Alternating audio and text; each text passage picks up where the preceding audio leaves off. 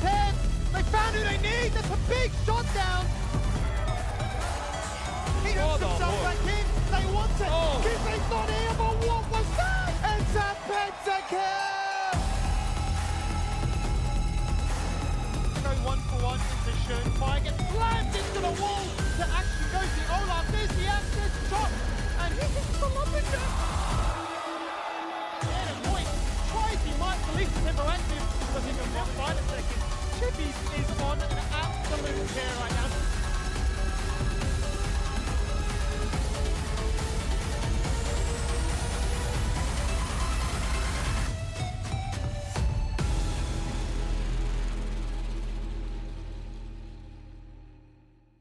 We're heading into our second best of 3 for tonight. Direwolves up against Vertex. It is going to be a match of the wolf packs here. And we're going to see who's going to be coming out on top, who will continue their lower bracket run between these two teams, because there's a little bit to be said about the advantage Direwolves might be having here. They did 2-0 Vertex in the regular split, so confidence coming in for them. Also, the fact that they were able to have, in brackets, this warm-up match yesterday, despite the fact that they did lose against Team Bliss.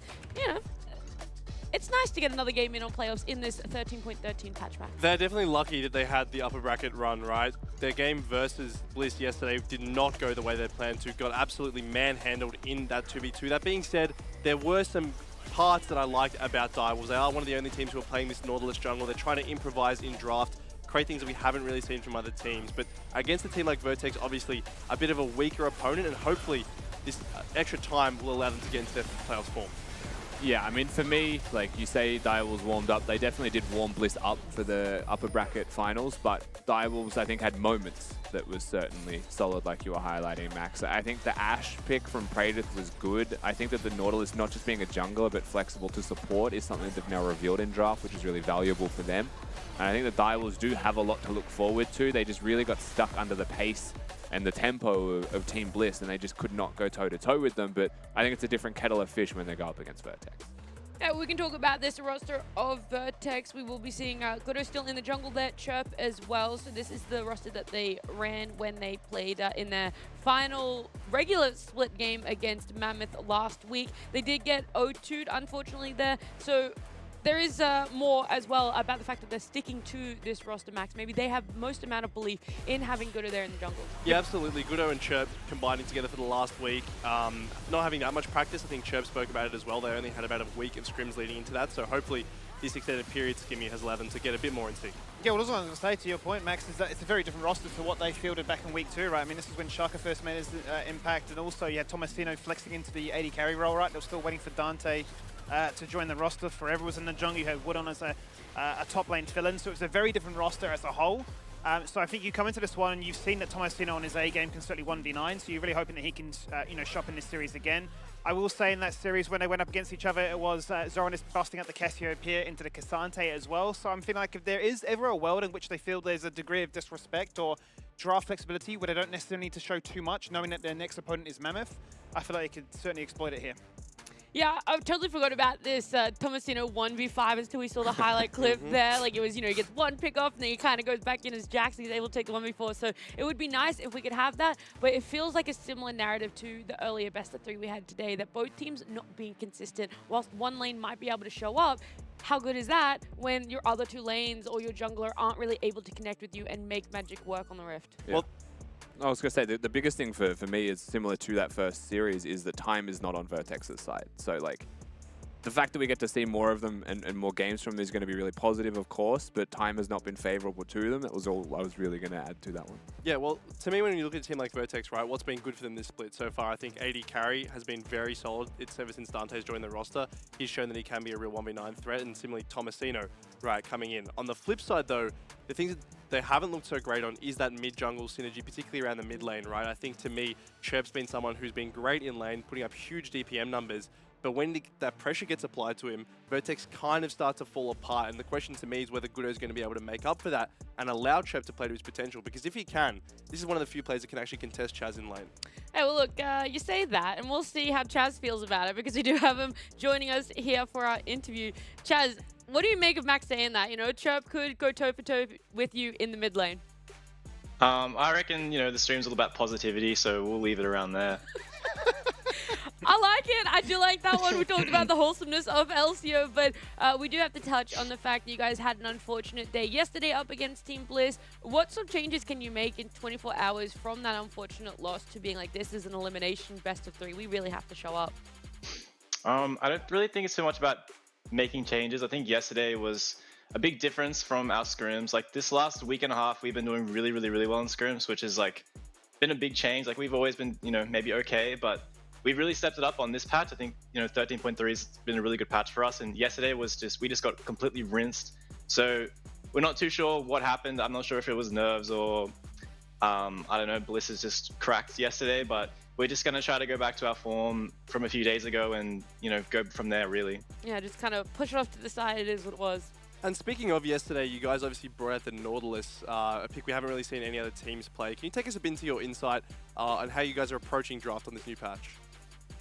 Well, we're all about our flex picks. I think most of the teams should know our flex picks, but I think the team we're about to verse today doesn't know our flex picks because we've never scrimmed them. For the most part, we're just picking a lot of characters that go in different roles. I think the 80 mids are really strong right now, so Tristana and Jace are quite high priority. So picking champions that play AP like the Nautilus goes well with that. But yeah, I can't say too much about it, but yeah, just flex picks. I think they're quite strong on this patch. And I guess speaking of draft, obviously because you guys are now in the lower bracket, there is a potential couple more series you have to play. How much does, sort of hiding stuff, keeping stuff in the back pocket play into your mind when you are playing against a team like Vertex? I mean, it doesn't really matter too much. Like for this game, I think that we probably won't look to show too much stuff today, but like the problem is we scrim all the teams like over the last few weeks because this patch has been the scrim patch for a while. Everyone should know most things. Like there's not that much stuff that's being like held back. So it's just really about finding a few comps that really work for you and being able to play them in multiple different situations to get through the ban phase. Like I think by the time you're in like the serious games, everything should be on the table. So I guess it's just about being able to be flexible and not like a one-trick comp type thing. Chaz, thank you so much for giving all that information, giving us some insight and joining us, and good luck today. Thank you so much. Have a great night, guys. Yeah, you too. See ya. There you go. Smiles. It's all positivity. We respect a positive man. That got me so I much. like it. I thought that was good. That was like toeing the line of. He said what he needed to say without saying it. Yeah, 100%. You said it. Nice. By saying it. By saying By it. saying it. Well done. You said what I was trying to say. Yeah. I like that we got a little bit more insight about draft as well from him too, of their flex picks. That's where they think their strength is. And that's a strength that I think you don't really hear from a lot of teams. When we ask them about their strong points, it's a lot of what's in the game, those early game, those team fightings. The Chaz comes out. For Direwolves right now, it's the flex. I think he was just the most open about saying that, really. Like Yeah. a lot of other teams, we've seen flex the Trist. We've seen them flex the Kais. That Bliss did the same thing. It's just that no one really highlights that as their key factor because they don't, like, we go into those interviews and like, I don't want to talk about draft. I'm not going to talk about draft. We're about to draft. I don't want to talk about it. But like, Chaz just confident, he knows it's true. He's also revealed part of those. I think it'd be kind of exciting if they like went into a draft. Not to say this would be, a plausible one or something that would happen, but like, what if you just open up with like a Gragas, Nautilus, Tristana and say, good luck guys going to the next banning phase, like where are these champions going? You're thinking, oh man, there's so many flexes, right? So like, that could be kind of cool if they were to say, yeah, we'll just play everything and keep you guessing. Yeah, that could be a direction they take, and it would be really tough for Vertex to be able to figure out where a lot of these flex picks are going. But how do you rate their chances against this one? What's the highlight player for you? The highlight player for me, Yeah. it's Dante. It's for sure Dante. I think that if anyone can carry this series, I think looking at top lane, I don't really think Tomasino is going to be able to get too much done versus Zoranus. And similarly in the mid lane, I think Direwolves play so well around Chaz that, Chirp is good in lane, but he won't be able to really extend the lead. So the bot lane is my place of hope for Vertex. Yeah, well, lucky for you, we have Dante joining us for the interview as well. So, Max, if you wanted to say all this stuff to Dante yet again? Dante, I said you're the point of hope for your team versus Direwolves. Yeah, I heard it all. Thank you, Max. I appreciate it. How are Thank you you. feeling, From Dante? my heart. Aw, how are you feeling coming up against Direwolves, but also now knowing that you got the full faith of Max behind you? Well, I think Direwolves, it's not much different to any other team. I think very similar to like PGG, Mammoth-esque type caliber. but with Max supporting me, I think it's like amplified a lot. So yeah. Nice. Thank you, bro. Hey, okay, Thanks. real talk though. From watching Direwolves series Yeah. yesterday, what have you guys taken away as the points that you want to sort of look at for Direwolves today? Yesterday, who did they verse again? Sorry, I They forgot. versed Bliss. Bliss. Oh, I did see the early game. I think Direwolves laning phase, at least bot lane, is I think early levels is a bit weak. I think especially game 2 kind of exploded. Yeah, that's pretty much all I watched from it. I'm not gonna lie, I didn't see the rest. Oh, that's fair. How do you think best of threes are going to impact you personally and also the team for Vertex? Like, let's say you do go to all 3 games. Do you think that that's going to be a bit of a worry for you? Or you're not too worried? It's 3 games of League. You've done more than that in one night before. Yeah, I'm not too worried. It's just 3 games, maybe 5 games. It should be like a mental, like a experience type gap, but like 3 games should be fine. No worries, all good. Speaking of that experience gap, you've obviously got quite a few young players on the team. What's the general vibe like heading into this potential elimination match? It's chill. I don't think there's like any significant like gap between young and my past teams, but I mean, there's a decade gap between my support as well. So I guess the rest of the team is young, but yeah, it's fine. It's literally the same. Yeah, you got a lot of listening to Rosie. I have to do that with his experience. But Dante, thank you so much for joining us and good luck tonight. Cheers, thank you, appreciate it. See ya. There you go, Max. It's all your support giving him the hope out there. When we pull up predictions, it's going to look real bad. Oh, okay. Well, we'll get there. But before we do it, go to our predictions. I'm already worried for you. Let's look at side Your select. face, bro. Yeah, Dante, I believe in you, bro. I also believe in that Direwolves 2-0. You know? I can believe in Direwolves. Dante and not believe in Vertex at the same time. That's They're true. not mutually Hey, you don't have to defend yourself just yet. We're going to talk about this side select. Direwolves obviously coming in as the high seed. They picked themselves a blue side. So, again, a lot of reasons why we feel the blue side is that higher sought after. Is all the reasons why we saw red side picked last best of 3? Does that make sense? No, it doesn't. I can see it on your face. You didn't ask a question there or anything. There was. I can interject here, Thank you. though. He'll be the because, medium. So the reason I think blue side makes a lot of sense here, right, is because 1, first pick is really broken, right? 2, you're not really worried about either of your solo lanes getting smashed in a counter pick, right? If you're going against red side, you're thinking, okay, maybe my top lanes get counter picked by a carry. If you're Zoranus, you're pretty confident that you're going to be able to handle Tomasino in basically any matchup, and I think same for the mid lane, right? Chaz seemed very confident in his interview, so then you just be like, okay, well, it doesn't matter if we have a slight counter pick, we're just going to get the best comp for ourselves. I'm just thinking you just first pick a Kaiser or something and say we just build the entire comp Yeah. around that, right? I just think you just let Praetor go If it absolutely gets crazy. through. If it gets through. Yeah, I mean, that's the Well, advantage of sure. blue side as well, I think, right? Like, red Sure. side kind of has to target ban. I assume we're going to bring up predictions after discussing where the Dare fan vote is. Yeah, would you like to show the audience where the Dare fan vote is, Rusty? That's right. Right where Rusty is pointing, you can put your channel points in. You can predict who you think is going to be taking game 1 as we show you our predictions. I've gone for a 2-0 of Direwolves. Max on the same page. Skimmy on the same page. Hey, Skimmy, I'm only 1 point behind you. I'm the same points And I'm as on a different Rusty. page to you guys. You're on a different page, but the same The same page. page. Yeah. Look, Just- I think to answer like the earlier I was conversation, going to ask if anyone was going to jump in the here. earlier conversation you were trying to ask me, essentially, I think blue side for Vertex and Direwolves in this best of 3. Yep. I think blue's more important because you get priority on individual champions with that first pick. I think that like red side for the last series, they're all about the counters. I think in this one, it's like if you get that Kaiser first pick, you build the comp around that identity, and Dante is your identity. I think for Direwolves, they're a little bit more flexible. So being able to go through your first 3 picks, like target ban on blue side into 3 flex picks, sets you up really well for the rest of the draft anyway. All right, we'll see if it's going to play out that way, just how much flexibility Direwolves are going to bring out in their draft, to bring out in their champs, because champ select for this game 1 is ready. There certainly is. Let's kickstart our second elimination. Best of 3 between these 2 teams. Direwolves already warmed up and ready, having played last night. Having been 2-0'd by Bliss to put them in this position. As for Vertex, first split, first time in the playoffs, and the first time to show what it's all about. And already LeBlanc Jace going to be taken off the board here by Vertex, presumably looking towards another, in quotes, OP champion or meta champion at the very least for 13.13. Look, Trist Kaiser could be traded still. Those are 2 pretty important champions that are going to be up and available. You could get rid of the Nautilus if you're afraid of the flex. You could consider, this is the obvious one, right? The Nico that's there with the LeBlanc and the Syndra already taken off the board. Feels like the next in line. There it is. Direwolves, this should come as no surprise. For me, Vertex here, though, should go Tristana, and then they should maybe consider Maokai. That could work.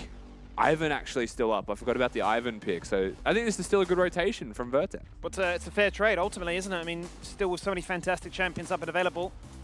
Definitely not to be too hard pressed that the Kaiser has gone their direction. Is it been currently hovered?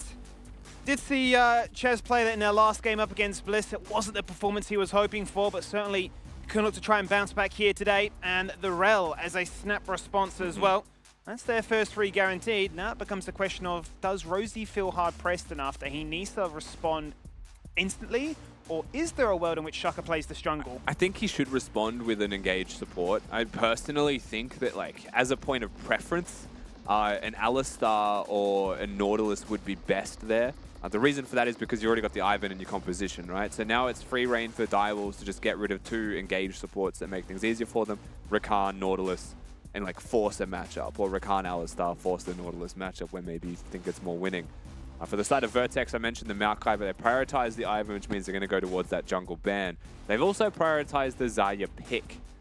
So Tristana not considered a flex in this draft. They see the Azir, they're happy with that matchup. Yeah, just straight away revealing that this is going to be where the lanes are going to be going at this stage. And as you quite rightly mentioned, the Rakan is going to be taken away, given that the support wasn't locked in that first free. So ball back in the court here for Vertex, having denied away the Maokai, locked in the Ivan. Do they make it 2 from 2? Do they feel the need to deny a Sejuani as well? Or would they feel more like a support, given Shaka's recent history? I think you consider the Nautilus, even for Vertex here instead. Because Sejuani has no lanes to work with presently. Mind you, if I was Direwolves here, I would be absolutely slamming Sejuani Jackson, having a happy 4-5 comp. Absolutely. So it depends on what Vertex prioritize. They do look at the Nautilus.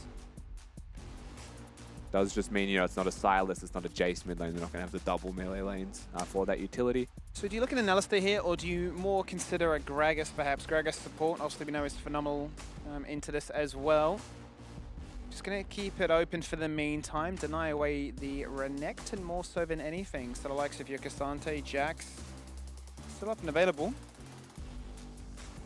Yeah, I mean, Rosie could definitely play the Alistar. This is I think the biggest thing they need is some form of engage. So it doesn't have to be Ali, it could be Leona if you wanted, but I think Rel has a much more enjoyable experience into that matchup. Vertex actually holding their support pick till 5th, so looking for perhaps the comp counter instead of just the lane strength.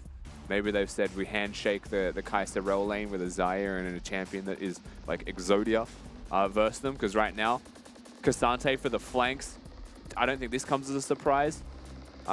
We called it. Yeah, I mean, we actually just said the entirety of the Direwolves draft, basically, here, right? This is the one question mark we have only because of performance, not because of the champion. For sure.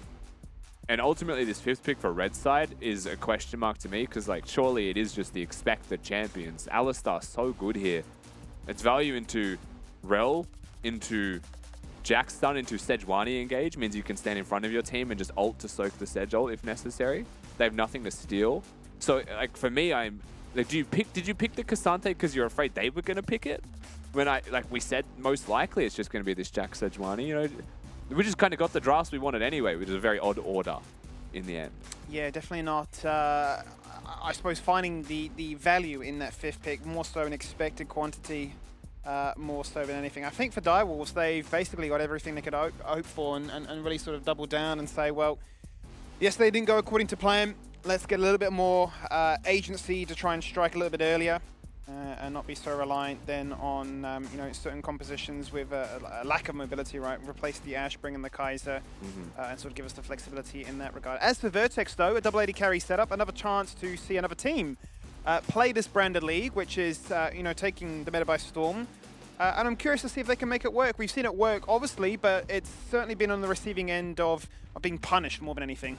Yeah, and for me, and it's a consistent issue, I don't think it is like an explicit problem that every team has with their drafts right now, but it is that triple physical composition, right, that we're getting out of them. Ivan's going to be a primary magic, but at the same time, he builds support items. So they lack in the scaling magic damage department. And there is no... I mean, maybe static shift compensates, but they also nerf static shift damage on this patch, right? That's right, in the yeah. way that it deals magic damage to champions. So just a bit limited there overall, and that is into a Rel and a Sejuani that can easily stack those resistance types, specifically for physical. So that's my only real gripe that I have with the current meta and how it plays out. Globally, it seems like it's okay. You know, they can play fast enough, perhaps. They can play appropriately, that it doesn't matter too much. But this is the cards that have been dealt. Again, that double ADC, like you highlighted, engaged through support, flanking and engaged through Tomasino on this Cassante as well. You're looking for those wraparound fights around objectives for sure. But a volatile early game. However, the Sejuani Ivan matchup is not a Kha'Zix, so it is a bit safer to just get around the jungle and be friends with that forest. Yeah, it certainly is. Let's then see, Rusty, what happens as we kickstart yet another best of 3, another elimination game, and another chance to see these teams in actions. I suppose really is the battle of the Wolfpacks, as it is Direwolves up against Vertex here for your second matchup of the night. But I'm curious, right, to see if there can be enough pressure applied to Vertex to really prevent the uptime that has really plagued this composition, right? You know that, particularly in a double Navori Quickblade setup, they will have CDs, they will have unbelievable amounts of pressure, but they just need time to attack. And more often than not, it's been their opposition and flanking and causing pressure and basically putting their summoners on court, and that they never get a chance to stand still. Yeah, they cycle those abilities really quickly with the Navori Quickblades, but even if you look at the opponents here, right, like an Azir and a Kai'Sa will have their cooldowns up constantly. That consistent damage through team fights is going to be a big factor. I think that is one thing that Direwolves comp has as a whole. It's not a burst or like pick composition. It is really a front-to-back team fight, as Chirp going to jump in here on the Chaz to kick us off. Straight away just goes in with triple autos. As Chaz is going to try and answer back with the Sand Soldier, but barely tickle him in comparison to what he received. Early sweeper used by Direwolves down in this bottom lane as well. So Rosie with the ward switch over. They also even see the second ward and will get a second charge of the sweeper off. So they're just gifting money to Direwolves. Lane Prio going to go their way. Certainly is all in the name of that lane priority, which certainly Decoy. He's acting as a bit of a name prio, right? You know, come catch me, come ward me, not going to happen. And the Battle of the Wolves, one of them's going to get name prio after this series. It's an elimination round. Only one wolf will be left standing. Certainly is living rent-free in my head right there. Either way, though, the trading continues to favor Chirp. They're really keeping Chaz at bay. I think that's the place we have to put the microscope on, right? First and foremost, we watched Chaz's game yesterday. It was into a Tristana flash used by Dante bottom, so use both. Double summon spells used. You take those. The reason that we're going to highlight Chaz here is in his matchup against Daystar, this was the matchup. Daystar ran a clinic. Yeah. He ruined Chaz's existence. Like, it was not close. It was like a 0-3-4 end score for this Azir who could not get a team fight impact at all. But already a switch up here potentially from Direwolves are going to protect Chaz. They're not going to isolate that mid lane matchup like we saw. They've seen Chirp step up, so Shaka's going to walk into the area, chuck out the flash. Actually force out the flash. He was that paranoid. Of what? And he's committed the summoner there, and that's a massive win out of thin air. I'm wondering if he just wanted to stay healthy, right? Like, he already used the jump, got baited into this flash to prioritize his ability to stay in lane, but that just means he's flashless, so choosing the health over the summoner spell is what it is, I suppose. As long as that flash doesn't get punished, it doesn't matter too much in the end. Goodo yet to actually get onto the Rift and do too much just yet, but is sitting here level 4 with all of his camps dealt with and full HP looking for that Scuttle Crab. So he's in a pretty good position, but those laners that he needs to work with are just bleeding summoner spells. That they certainly are. He looks towards mid and bot lane and says, that's not where I want to go right now, but he'll turn his attention towards Chaz, who's also forced to burn that flash as well. The root will connect, but just a little bit too out of range by that point. In goes Rosie, hits the two-man, or rather the one-man pulverized combo. Decoy goes in to try and respond and upset the uptime that Dante's trying to deliver. The Void Seeker going absolutely wide. But it is Vertex that walk away with a health advantage. I think well played by Decoy. They could have actually coming into the right place. Will be spotted at the right time, though, by Direwolves. And they'll have the counter gank here. If Vertex commit to this one, they'd want to get that first kill quick. But I think the fact that they push Praedyth away from the turret helps them a lot here. He does, but look at Dante. He's in a lot of trouble. He cannot do anything. He's gone and completely separated himself from the rest of his team, and you just can't do that without any summoners. There's first blood for Direwolves. What was Dante up to? Just went on a little bit of an expedition by himself. Wanted to see if he could discover gold next to the turret of Direwolves, and is immediately punished for it. It wasn't even an issue. It wasn't even difficult. for Direwolves. That was just on a silver platter. You hate to see it, because it undoes all of the good work that Vertex were doing through that lane. An early skirmish going their way, right? Threatening the dive. They were pressuring. They pushed Praedyth away from the turret. Yeah. And somehow, as a result, they give over a kill. The mere presence of Shaka rocking up to the lane was enough to force back Vertex, but they weren't completely aligned on what their disengaged plan was there. They certainly have gifted over a nice first blood to kickstart this game. Both junglers are going to meet in the top side of this river now, as Gudo goes from one scuttle to another.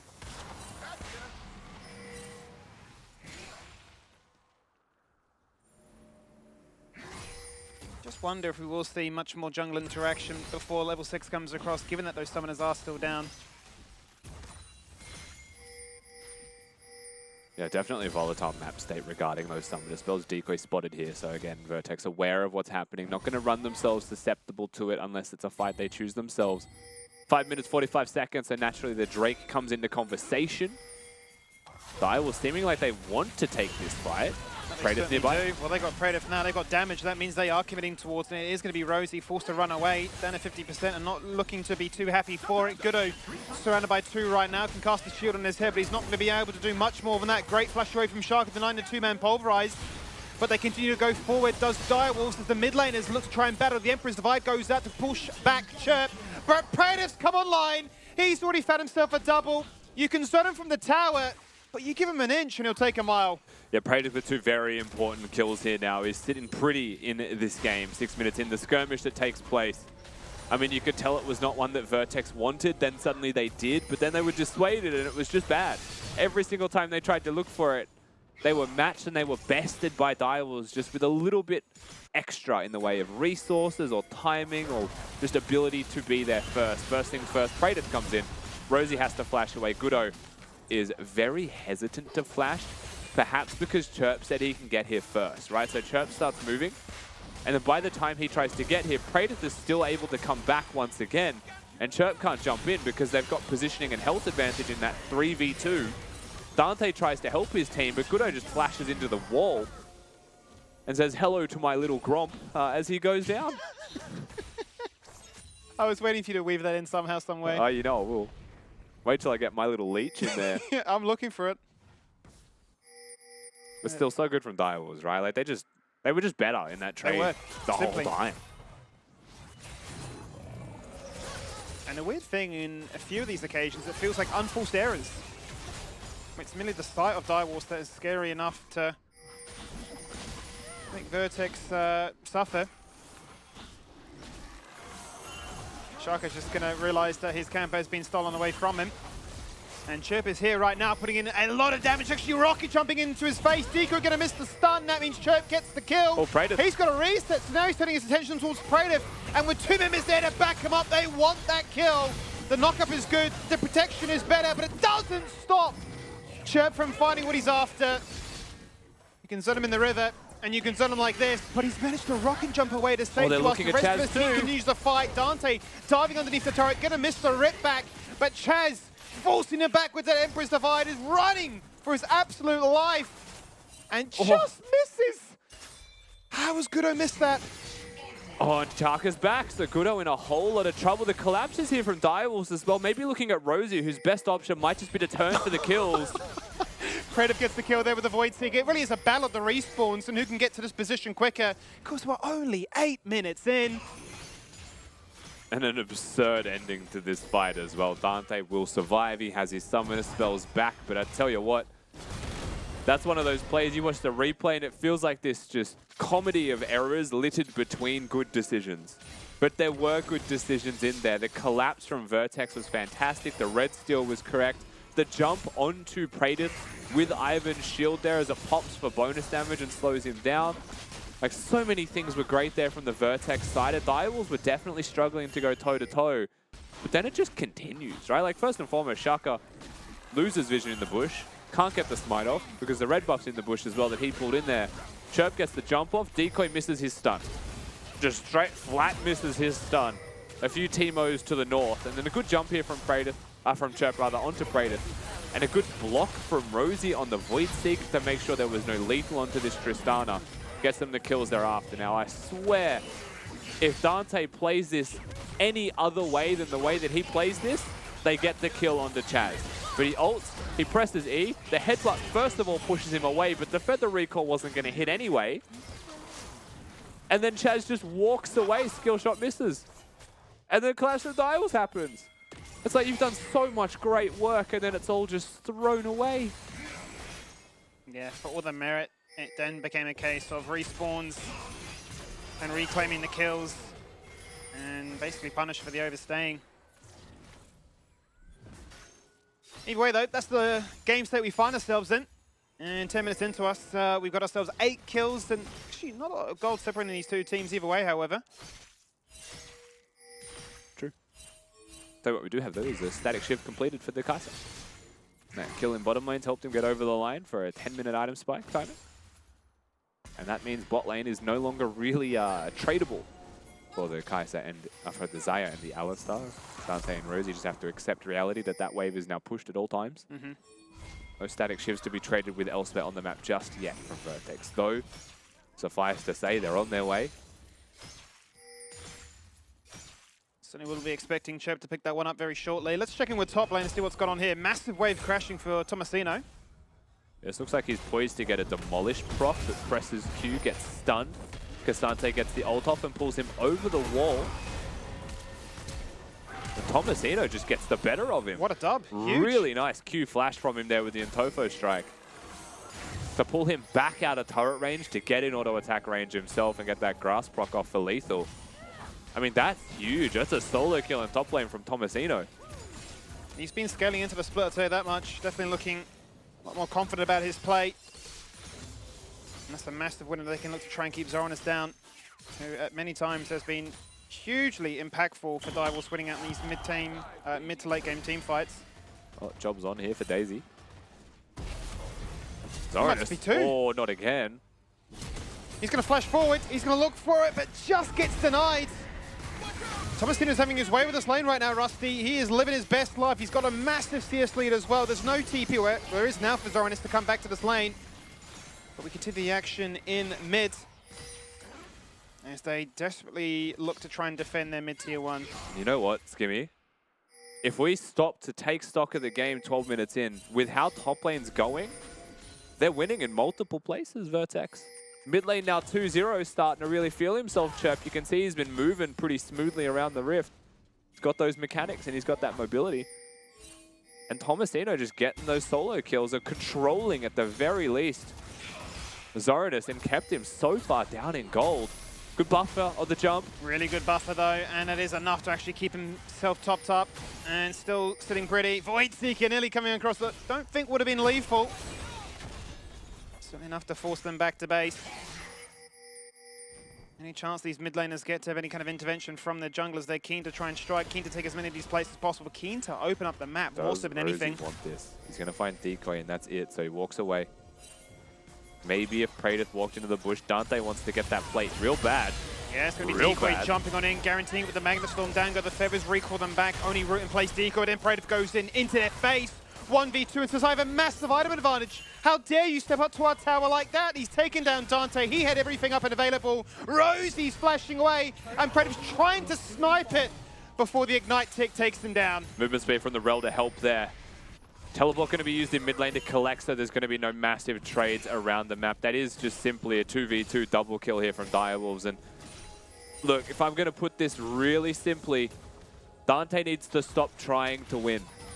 He should just let the fact that his team is strong carry him through this early game. He's been farming really well. He's up in CS relative to his lane opponent.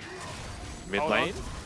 Look at that, Chirp instantly flashing across the wall, giving the shield from the Ivan. He feels empowered, he feels inspired, he feels ready to rock and roll. He's already burnt the flash. He's in a lot of trouble right now because he's very low, down to 200. But they do have themselves a numbers advantage here with Rosie rocking up first. And once again, the lane that we put a microscope on continues to deliver. And it's funny coming into this game, you are like Dante needs to carry if you want to see Vertex win, but right now he's the weak link of this squad. Not really providing any kind of advantages for the team. Praedyth though. Praedyth and Decoy are huge. Both sitting there with a 150 gold shutdown. 1.5 items done for this Kai'Sa as well, and he's an issue. Yoshi's again Is this plate worth it in the first place? Probably not. Beyond that, is using all of your abilities onto a Rel who's tanky worth it when Kai'Sa can just ult behind you? The answer is definitively no. Maybe even save the pullback of those feathers for if the Kai'Sa goes so you can get yourself out alive, but doesn't happen. Rosie essentially dies for the decision of his AD carry, trying to headbutt them away under the turret to keep him at bay, but could not save himself. Just feels a bit too hasty, a little bit too rushed to play, but I'll tell you what isn't rushed. It's Tomasino having his absolute way here with Zoranis. That's number 3, and that's kill number 2. Tomasino is simply having the game of his life so far in their very first playoff bracket as they now rotate their energy towards the mid lane. In goes Decoy. Teleport coming in. Down comes the TP. Tomasino wants to be a menace now in more places than one. Out comes Daisy, keen to party, keen to knock out, and there's the route. Shark is the focus, but he's going to be okay to walk away. But his HP is low enough that now Vertex turn their attention towards the Drake. Yeah, they will look towards the Drake. Tomasino doesn't actually get to go back to base before he teleports in here, so Direwolves might be feeling like they have a slight health advantage. Daisy will tank that Void Seeker. Chirp! Chirp's in! He's leaped into melee range. What is he thinking right now? 1v3, he goes, but he leaps away to safety. In comes Zoranis, this is his world! And the counter-strike finds multiple. Denied by the Featherstorm. Dante will not be taken down, but it's a 1-for-1 so far. Chaz gets himself involved. That's his first kill of the game. And Praetor still has an ultimate, but needs to tag somebody up. Oh, they're looking for the dive here as well. It seems like Tomasino again hasn't shot. Chaz ults it, misses. That might actually be enough for them to escape. That's all she wrote. And it seems like Drake for a couple of kills. Tomasino choosing to stay here. That's dangerous. Oh, I mean, it's more than dangerous. How has he survived? He has to, the jump from Jax has to be cancelled by Rosie or Tomasino just dies on cooldown. Well, he's got 50 it has to health. be pulverized. It wasn't enough there with the Void Seeker, Kafian missiles. Does Zoranis just die as a result? They're going to flash. He takes down one. He's happy with that. In comes Dante, tries to take him down. It's just not enough. The Void Seeker just skims by Tomasino as well here. This game is very close. Absolute madness, though, through some of the decisions we're getting. Direwolves still find themselves pulling ahead. And if Vertex, for just a second, slowed down, maybe this would be a different game. Remember that throughout all of this, Tomasino just got a solo kill top lane, half HP, no ultimate, no shop, comes into the play. And what if he had his items, right? So many what ifs that we could ask in this game, but this is the fight as it plays out. They get the information, they see Chirp genuinely just sees a montage moment straight onto Praetor's head. Once that jump reset, will get it and does a lot of damage to the Kai'Sa, but Zoranis with a teleport flank just secures the kills easily. Dante with a good ultimate this time. We're back, we're fighting. We're back, it's another objective, and it is, as you say, another fight. Zoranis leaps in, finds two. Magnastorm complements it beautifully, and Zoranis is going to zone up Chirps to the side as well. We're looking for multiple kills, but it's going to be a 1-for-1 so far as the carry's coming to life. Tomasino. But Tomasino's a menace. He's found a double so far, but he gets taken down by Zoranis. Finally finds what he's been after all game long. Chirp with a reset, rocket jumps in. Zoranis does the exact same and says, I have mobility too! The flash guarantees the stun. He's got himself a double. Chirp's found another.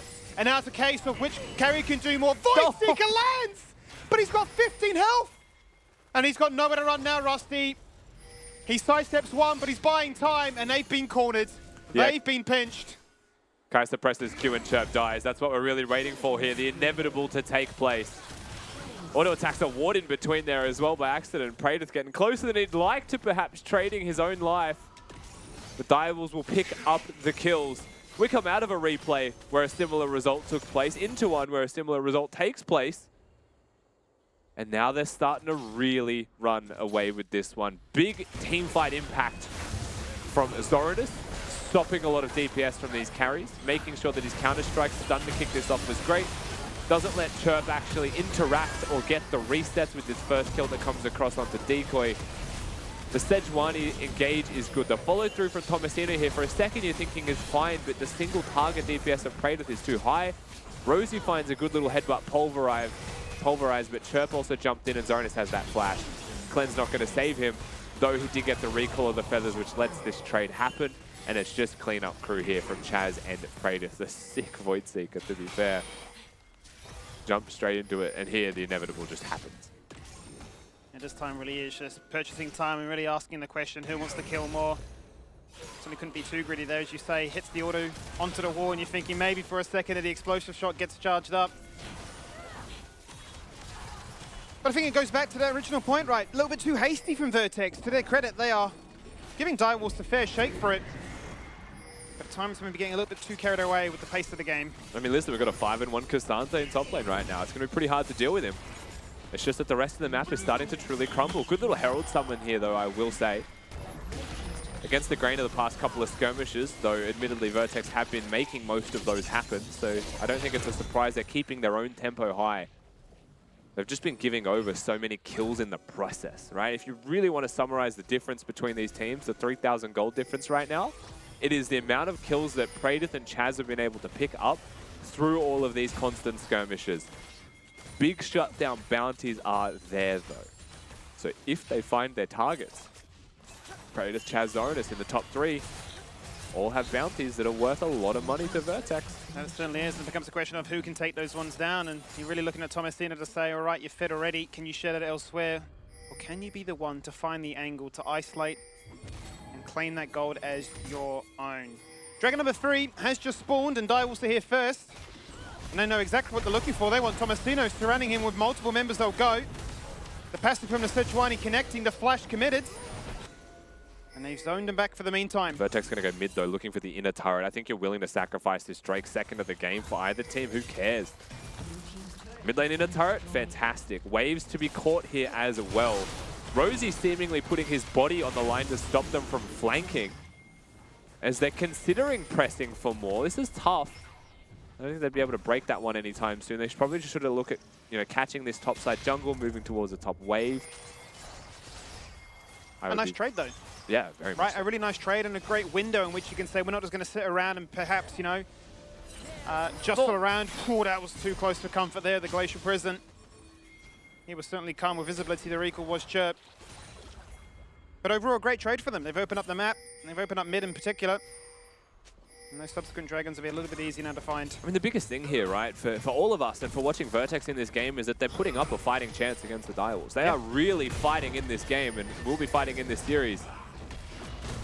Stun denied here from Tomasino as they will go out and battle 1v1 once again. TP's available from Chaz if he were to try and entertain this one, but Predator's going to come on down and make this one an unfair fight as they continue to fight for what feels like an eternity. Two Titans going absolutely at it. Predator rocks up, says hello, gets the kill and walks out. Now 6-1. Pretty easy kill for Praedyth to collect there, to be honest with you. Zoranus had already organized that one earlier.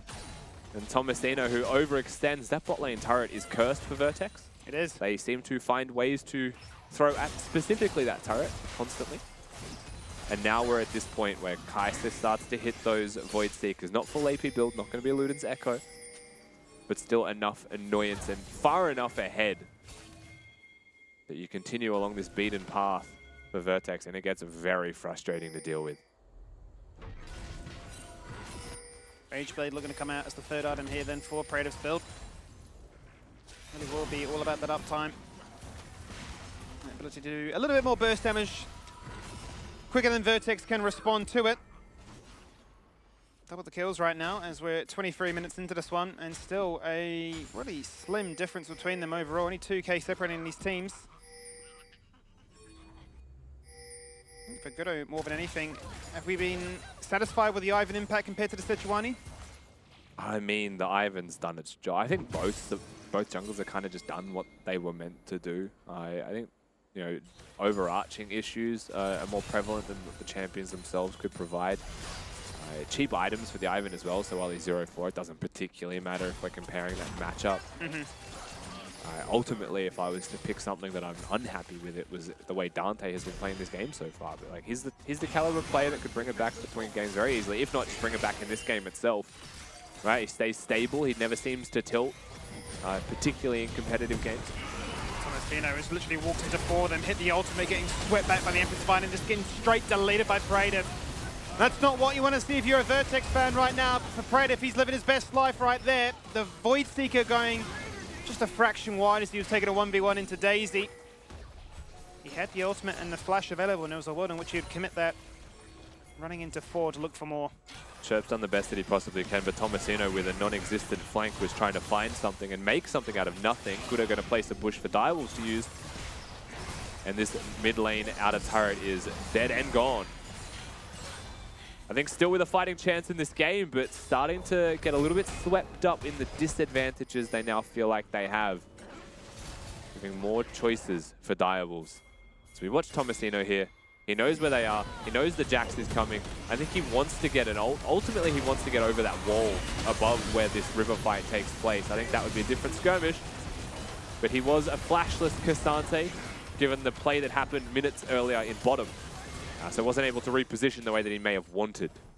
And that hurts him. Yeah, at which point really is Vertex committing to an unfavorable fight and seeing what they could find from it. Not really what they wanted though. 25 minutes in, Rage Blade complete, 4 items done for the Kaiser. Coast broken though. It certainly is. That tower finally has fallen on down, so maybe there is signs alive, maybe greener pastures down and out. But it is that identical build, right? Once again, coming out from the Tristana and the Xayah, there is the damage. They just aren't getting given a chance to attack from the same screen. I was considering the collapse here onto Vertex, onto Tomasino specifically, looking for Baron pressure if nothing else. The fact that Vertex are approaching this Baron from the top side of the map is a clear sign of how unconfident they are now through mid-priority and Dante. Dante's being caught, the Severstorm comes out, the TP there to bolster their chance, but instantly flashing in his decoy, one-man ultimate guarantees that he's in trouble, the redemption goes down, but that's Dante flashing out of it, and Predator sniping a kill one more time. He is so strong right now. Still turn his attention on Rosie and make it a double. Looking to find a little bit more, is Jax will get in on those spoils of war. He's still got double summoners and holds them till he dies. As Chirp claims a meaty shutdown. And then it was Tomasino and a Dream, and he can knock back all 3, but it won't prevent the ace. I mean, Tomasino does the best he can. So does Chirp, to be perfectly honest with you. But Dire was just a little bit too resolute. Too many tanks still up and standing. Not going to be enough to push with, however. Given that it is just the Jax who'll be able to hit those towers. So they'll break turrets for sure. That Demolish block will be valued. But it's the Drake that is their prize afterwards. Dante caught in mid lane. No cleanse. Just hit by a Sejuani ultimate. Decoy follows through.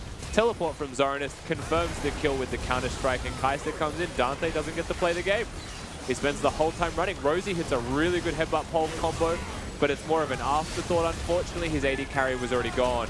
And Chirp with a really nice little jump here, almost got the reset and gets out with his life. And Tomasino finds Chaz, finds the punish. They kill the carries, right? The Kaiser's gone, the Azir is gone. But Zoranus was freely hitting through the entirety of it. It certainly was. This is bold. And this is the concern, right? With a double AD carry setup, they can literally make bold calls like this and rush this down before Direwolves have a chance to respond. Look how quickly it's going. Shaka, is he going to be here in time? Praetor's the Baron's gone. already gone. Praetor's splashed in. He's committed the ult. The Magnus Storm is devastating as the Empress Divide is certainly going to do just that. Its namesake proving invaluable as they were going to double kill. Praetor going gold and Tomasino unable to take him down again. And look at the damage Kaiser's done there. Look, Zoranus did 3.5k, and I feel like most of that was from a 5-man Counter-Strike stun. Actually, insane team fight from the Jax. And from Direwolves as a whole, Vertex, they throw everything into that Baron buff, and they say, if this works, we're out, it's good. They hit the route from Gudo onto Praetor, and suddenly looking like maybe this is a turn angle, and they just get baited into this little skirmish, and Direwolves, I mean, I can't even say back-to-back at this point, it's just consecutive. They're winning every fight.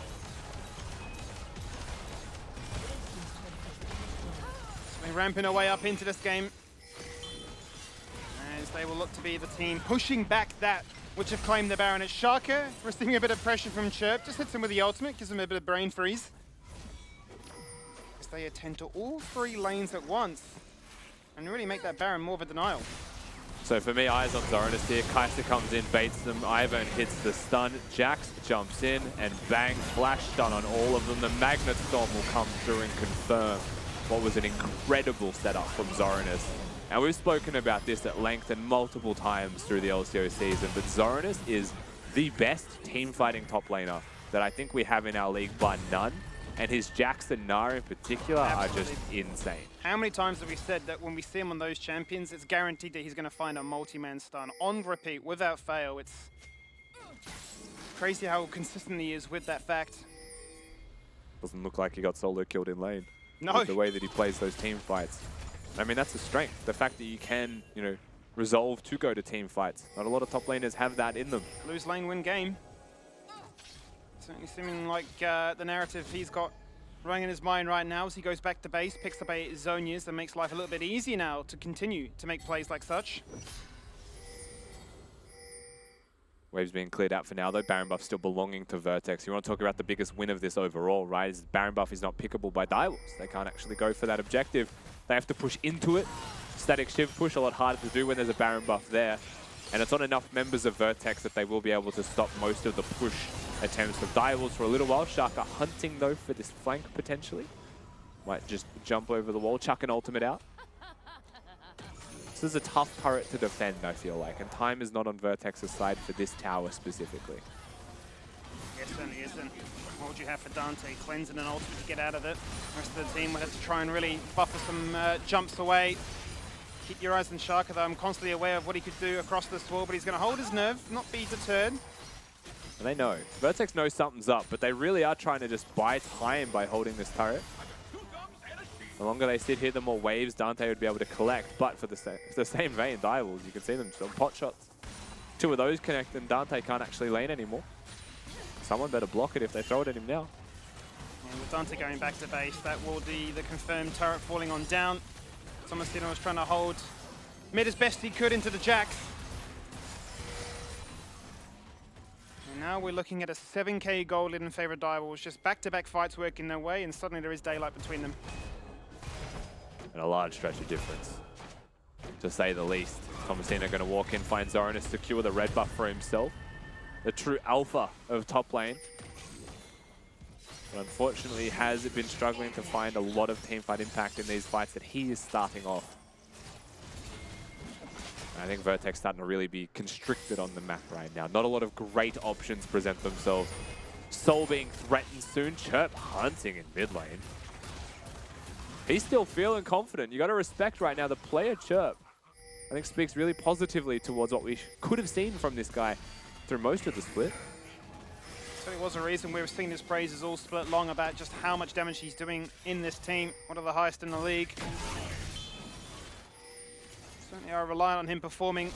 They know Dante's there. They're watching him clear a blue trinket and a control word. He's going to take ages if he wants to regroup, but he almost walked towards Tomasino, almost considered pushing this, but Tomasino with teleport would have to be used if they wanted to defend this. They essentially leave the front door open. And Kaiser's not even here as well, so whilst Tomasino is split pushing, it is going to be Predator that picks up the soul for his team. So Direwolves don't need to do anything too crazy. They did have the Azir turret to fall back to in the mid lane if they needed. And Zoranus with everything up and available isn't going to fall victim to any kind of collapse anytime soon. Vertex hunting. They stopped the recall of Decoy. Ivan just missing. If that had hit, maybe they go over the wall and look for the play, but not to be. Soul secured, top being pressured, but not going to be able to overexert themselves with no information on the recalls from Direwolves. They'll post themselves back up. Maybe staring at one last attempt here from Vertex for this first game. Maybe it's more. Well, look at Chirp. He's got 4 items complete. He's on par with Predator for power at this moment. There's never a world in which he gets a chance. They have damage. They certainly do have the damage. It is tough to kill the Jax. It's tough to get through the crown of the Shattered Queen here, though, from Chaz if they don't get some poke off first. And the comp doesn't really have any of that. Direwolves looking for the flank here. Dante once again the target. We're going to start it off nice and early as he goes in with the ultimate. Rosie the focus, Rosie the one that might be falling on down. Pops the ultimate, tries to stay as tanky as possible. Out comes Daisy, Tomasino TPing in, but Chaz wrapping around as well. They're going to try and dictate the lines in which they will fight. Zoranus jumping back in with a one-man ultimate. Down goes the Glacial Prison. In goes Praetor, and he's found what he's after. Dante's dead. Both the 80 carries removed. Praetor, an absolute sniper, found his target, and he don't miss. Yeah, they found their angle straight in. 5k damage done here as well by just Praetor himself, straight into the back line. And the absolute assassin for Direwolves looks like he gets them over the line for this Game 1 dub. It certainly looks to be, with everybody down, with the respawn time being a little bit too long, 34 minutes in, with a healthy squad of Direwolves members pushing up with a minion wave there to escort them in. They'll turn their attention straight towards the base itself. As Guru can plant some flowers, he can try and bait Chaz out to die into the fountain. What he won't do is deny Direwolves from winning Game 1. And I mean, in the end, a 29-10 scoreline reflects a really straightforward game here from the Direwolves. I think when you look at the score, right, you press tab, Direwolves are pretty happy with the result. I still think we can look at the way Vertex played out this first game and say they made a lot of proactive moves. They tried to really control the tempo of the game. They tried to stay ahead of Direwolves in their decision making and see if they could actually, you know, keep control of the Rift as a whole. But Direwolves just skirmished better, right? They got more kills in all of those little skirmishes, and that little extra bit starts to add up with the more skirmishes that took place, which was almost a constant, and just had too much money in the carries. Yeah, that's pretty much one of the only things I wrote down there was for the early game of how proactive Vertex were looking. I did like essences of that, but they weren't decisive. And I think that's what led to so many skirmishes playing out exactly how you described there, Rusty. I don't know what it is, Max. Is it the comp that doesn't allow them to be decisive? Is it these players? Like, are they not bringing enough numbers? How do you feel better about trying to be more proactive in an early game? I was just wondering what replays were going to come up, but of of course course, it's going to be the drinking ones. water. I believe it's a Direwolves standard. To me, I think the thing that went wrong for the side of Vertex was, yes, Tomasino was very far ahead, but a lot of the skirmishes they were taking didn't actually involve him. They were playing a lot around this bot side, and they were getting very overeager. The play that immediately springs to mind is that bot lane dive where Dante throws his ult, throws an E, still has flash, gets hit by the Azir ultimate, and then ends up going down at the end of it. So they definitely had windows, but to me it was more in the mechanical execution of things that didn't go their way that led to Direwolves capitalizing. Shout out Tomasino, though. Every time Max says that he might not be the shining star of the team, he absolutely definitely shows up. Well, this was exactly, I was saying backstage, it was the exact opposite of the way I expected this game to go for the side of Vertex, right? You looked at this game and I thought, okay, the Vertex bot lane is probably where they're going to be able to make the most difference. And then you look top lane and then Tomasino solo killing Zoran is twice, he's up 3 plates and a significant CS lead as well. Yeah, unfortunately though, even with that big lead from Tomasino, he can't 1v5. It's not just him against the rest of Direwolves. There are a lot of moving parts that need to make this team get the win that they very much covet. Anything else though, Rustin, when you look at these replays back one last time that you want Vertex to really take away from it? Something that you think is going to be a quick change up for them to be able to see a 3-game best of 3? I think probably not related to the replays, but I think the reality is that Dante should listen to his team more than his team should listen to Dante. That's my takeaway from this Rosie was game. baited in a lot of times of Dante Yeah. lingering. Dante wanted to do certain things where it's like, you know, Rosie has this experience. Could he potentially be telling Dante to do the opposite? I mean, he could be, but it depends on if your AD carry listens. Right? Like Yeah, my feeling watching this as a support player was that like I'm frustrated by my AD carry because I'm dying for my AD carry sins constantly, and he's not even surviving. So it's one of those very frustrating moments where it feels like all Dante could do in fights was run away, but he also put himself in that position to only be able to run away while his top laner was getting solo kills. His mid laner was 2-0 from a skirmish that took place bottom. And you think all the way back to why that happened? It's because I dove a turret by initiating with my ult, didn't RE flash, and just accepted that I ran it. Like, that's not exactly the way you start the game when your team's doing well. Just do nothing instead, you know? Doing nothing would have been better. Yeah, definitely something that they can reflect on, and something that should be a quicker change for them. But the other thing that sticks out to me when I'm looking at everything that's going on in this post-game breakdown right now is the champs that were picked up, the Tristana, the Xayah here. Tristana obviously doing a lot of work for Vertex. Do you think they're a team that's able to do and execute a double ADC comp like that? I think they are, but not into what the Direwolves have, right? I think Direwolves got the single best Jax pick I've ever seen. How many times are we going to see a Cassante blind when Jax is available into double AD carry, right? Incredibly easy champion to play. And as well, just on a range basis, right? You're playing Xayah into an AP Kai'Sa and an Azir. Terrible time for Dante, right? Absolutely disgusting matchup. Tristana obviously can compete as she gets towards the level 18, gets that extra range. But it's just very hard for Xayah to play. We saw so many times she's having to burn ult very early on into fights, which means that Dante's not able to play as reactive as he would like. So to me, yes, you can go double AD carry, but just not into what Direwolves have. I do think that like the Vertex from this game can also take away that the Azir wasn't really a problem. This is his second pick. I still don't think Chaz is at 100% on this yet. Like I'm sure it's a champion that he's comfortable on, but a lot of ults were just missing outright in skirmishes. And like I think maybe found his feet towards the end. So maybe you're more worried now because he spent enough time on the Rift just attempting them that they started to connect better. But like I don't think you come into game 2 and you're worried about mid. I don't think you're worried about top with what you've just seen from Tomasino. Keep that momentum up. Oh, for sure. And I still think the Ivan pick was solid, right? It played around Chirp quite nicely and they got some good skirmishes off. I just think, again, slow down. Just slow down. You don't always need to be taking skirmishes. That's not necessarily what the definition of proactive is doing something 24/7 on the Rift there. For Direwolves, looking at how they were, I don't want to say baited, right? Because they still came off in the advantage for a lot of these skirmishes. Do you feel that maybe they didn't have full control of their early game, that it does ring true what Dante said of that early game of Direwolves still is a bit questionable, still a little bit like weak in the knees? Absolutely. I think top lane was a great example of that. I think bot lane as well. A couple skirmishes happened that sort of could have gone a lot worse for them. They made some mechanical misplays on the side of Vertex that sort of bailed them out a little bit. But certainly if Vertex actually managed to convert specifically on those bot dives on that red steal, it could have been a very dire early game for the Direwolves. We've got side select for game number 2 as well coming up. So Every time, Vertex. huh? Vertex lost, so they're going to pick up red side for themselves. So they're going to go back Okay. to back on a red side, doubling down with it. Surprise, Max? I am like a little bit Yeah. surprised.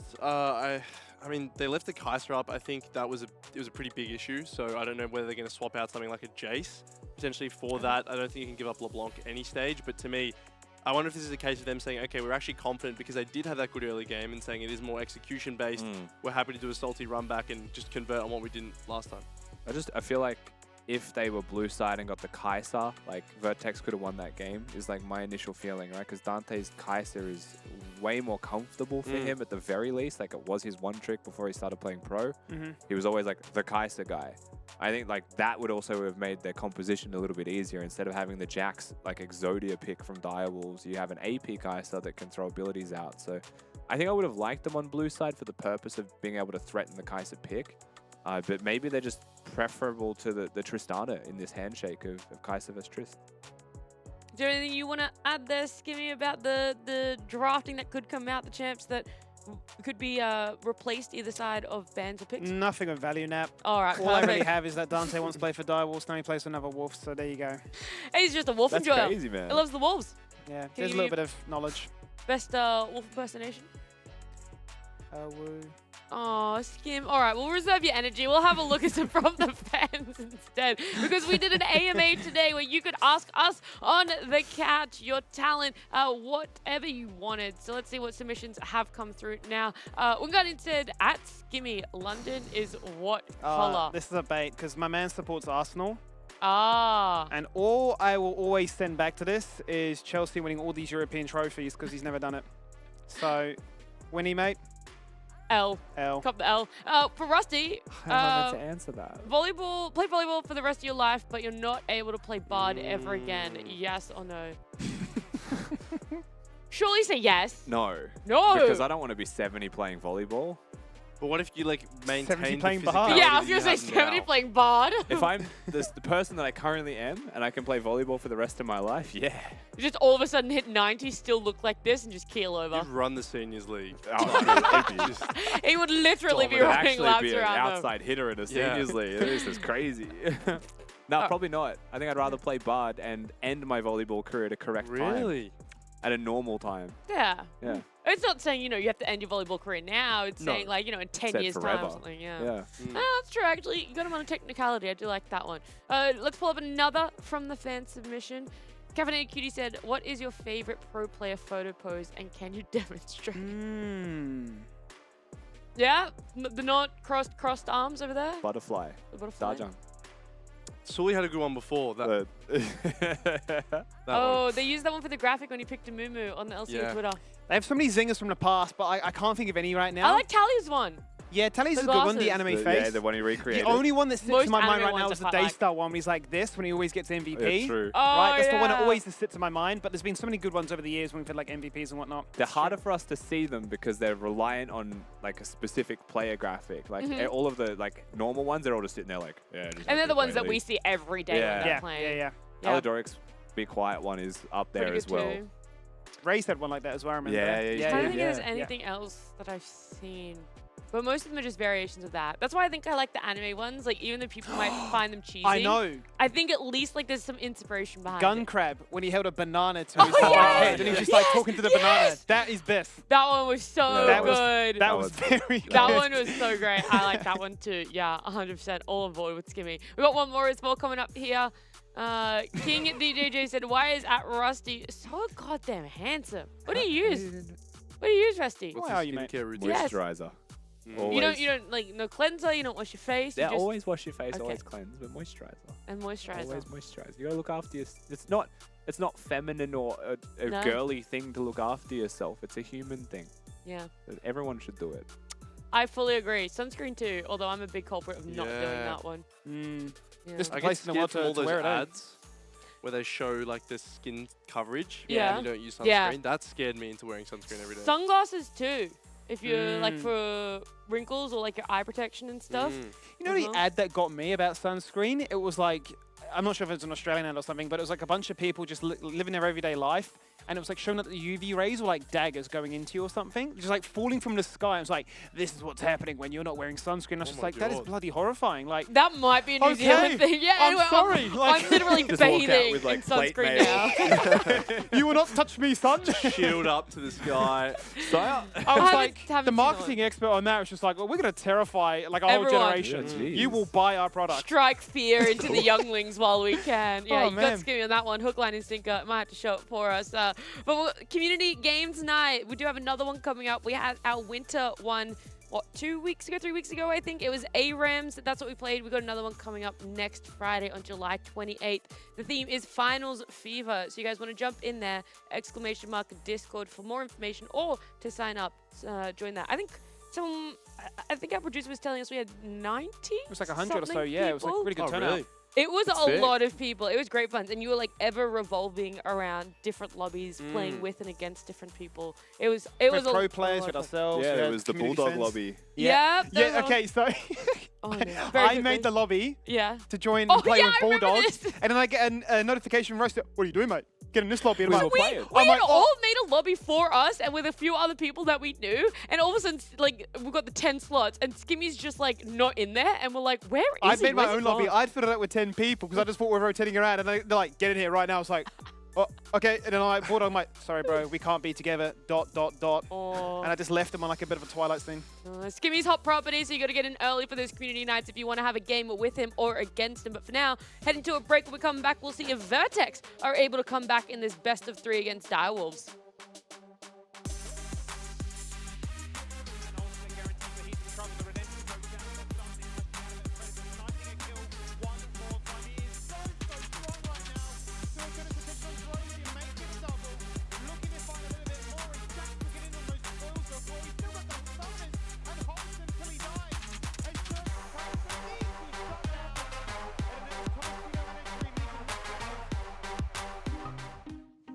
First things first, the battle station.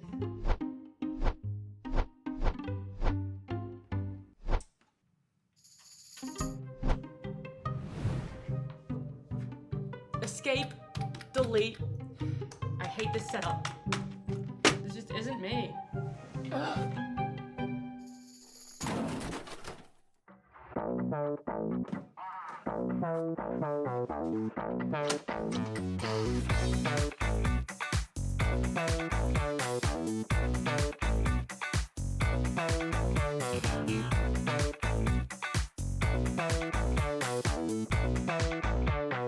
Now this is me.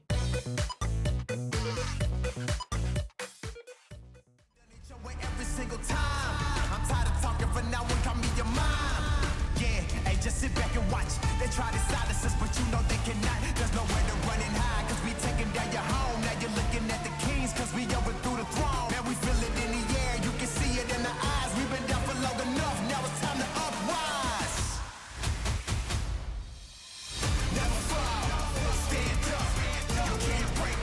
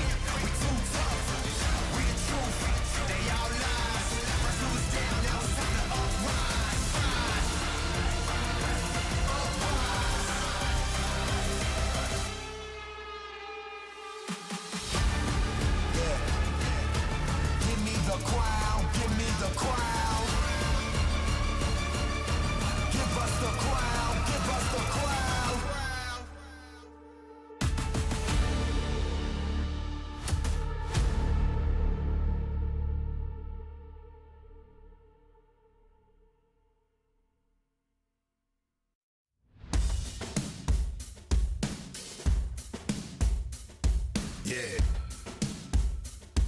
Yeah. Yeah. They want me to quit, I can't stop it. I'm out of this world, I'm like a rocket. And we got the drip, no other options. You breaking the noise, okay, let's get it rocking. Hey, turn the energy up. We got the juice in this. He hooks himself back in. They want it. Kingsley's not able. It's a pentacle. Second, they'll find a second. Chippies is on an absolute tear right now.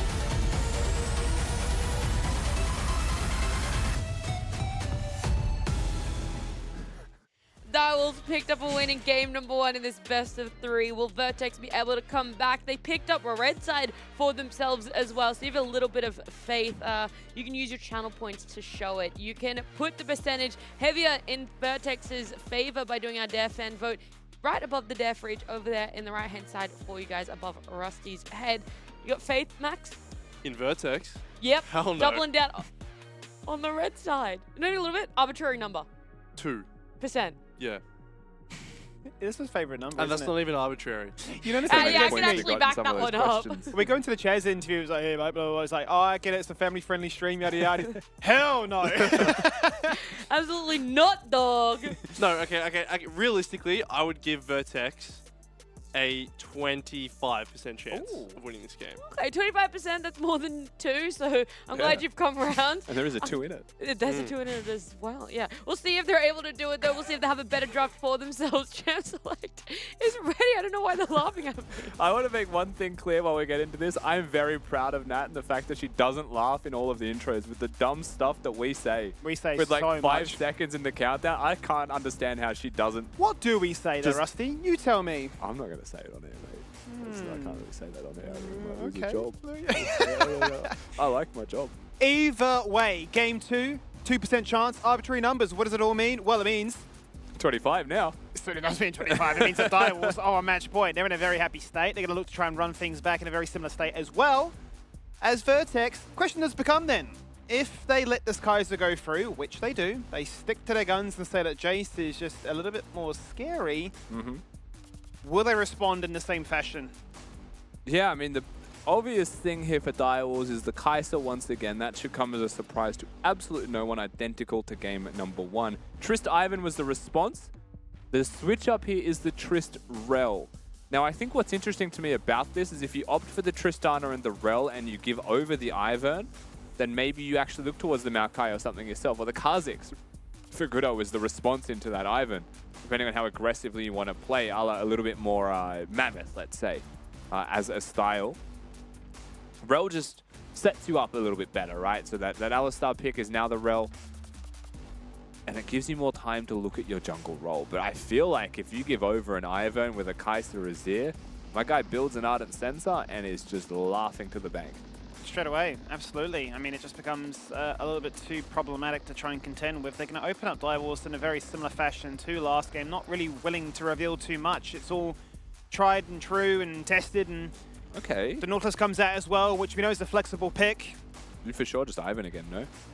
For sure. I don't think Ivan was a problem. I think it's a great pick, and I think it can absolutely work. I can't speak for junglers and their motivations, but sometimes you have to lock in an enchanter and be a little kitten for your team. That's just your job sometimes, and they've already got the Rel engage. That I'm not sold on. That is interesting, and that is a champion that Cherb has played before. Certainly has done huge amounts of damage on it, but they are going to deviate away from the AD carry run back, so I think that just ruins the draft flow. Like, sure, Victor's a great pick. You know, Azir's been locked in, so you've shown your mid laners, but I just think we open ourselves up to this really odd 4-5 pick ban phase. Not bad. Maokai, an easy ban. Ivan still needs to be looked at. But Nautilus is most likely the jungler for Direwolves. Yet it's still flexible, and that's not something that Vertex have anymore. well, that's what I'm wondering. As much as we say that about the Nautilus, is there a world in which the Rel is as well? I mean, does Gudo have this prepared and ready to go on the patch? So let's just have double supports fighting it out. True. But then again, it is Tristana Rel in the bot lane, which certainly could be quite explosive if they were to try and be aggressive. Yeah, we haven't really highlighted that Rel can be considered flexible because in OS it hasn't happened once. So we're kind of withholding that as a possibility until we see it. Yeah. Dire was one of the first teams here in Oceania, though, to unleash the Nautilus being flexible. So why not Vertex today? Show us that the Rel can be also. Going to be the Maokai, followed up by the Jax, though. So Zonas is not going to be allowed to play that one. Whether or not that means he just says, okay, fair enough, I'll just play Nara instead. We'll wait and see. As they deny away the Vi, not completely sold on this Rel like we are just yet. Do they consider the Ivan? Or do they lean towards something like the Sejuani, perhaps? I still think, as the Ivan does get banned away, that Chirp's Trist was really good. And I think opting towards this comfort third of the Victor is the most grating part. Like, I don't think Dante's reliant on a Tristana to succeed. They really wanted that magic damage through their mid laner, I suppose, right? Something that feels a little bit more reliable. Well, let's just run back basically with another AD carry setup. But this time just had them in different positions, not in the mid lane, instead in the jungle.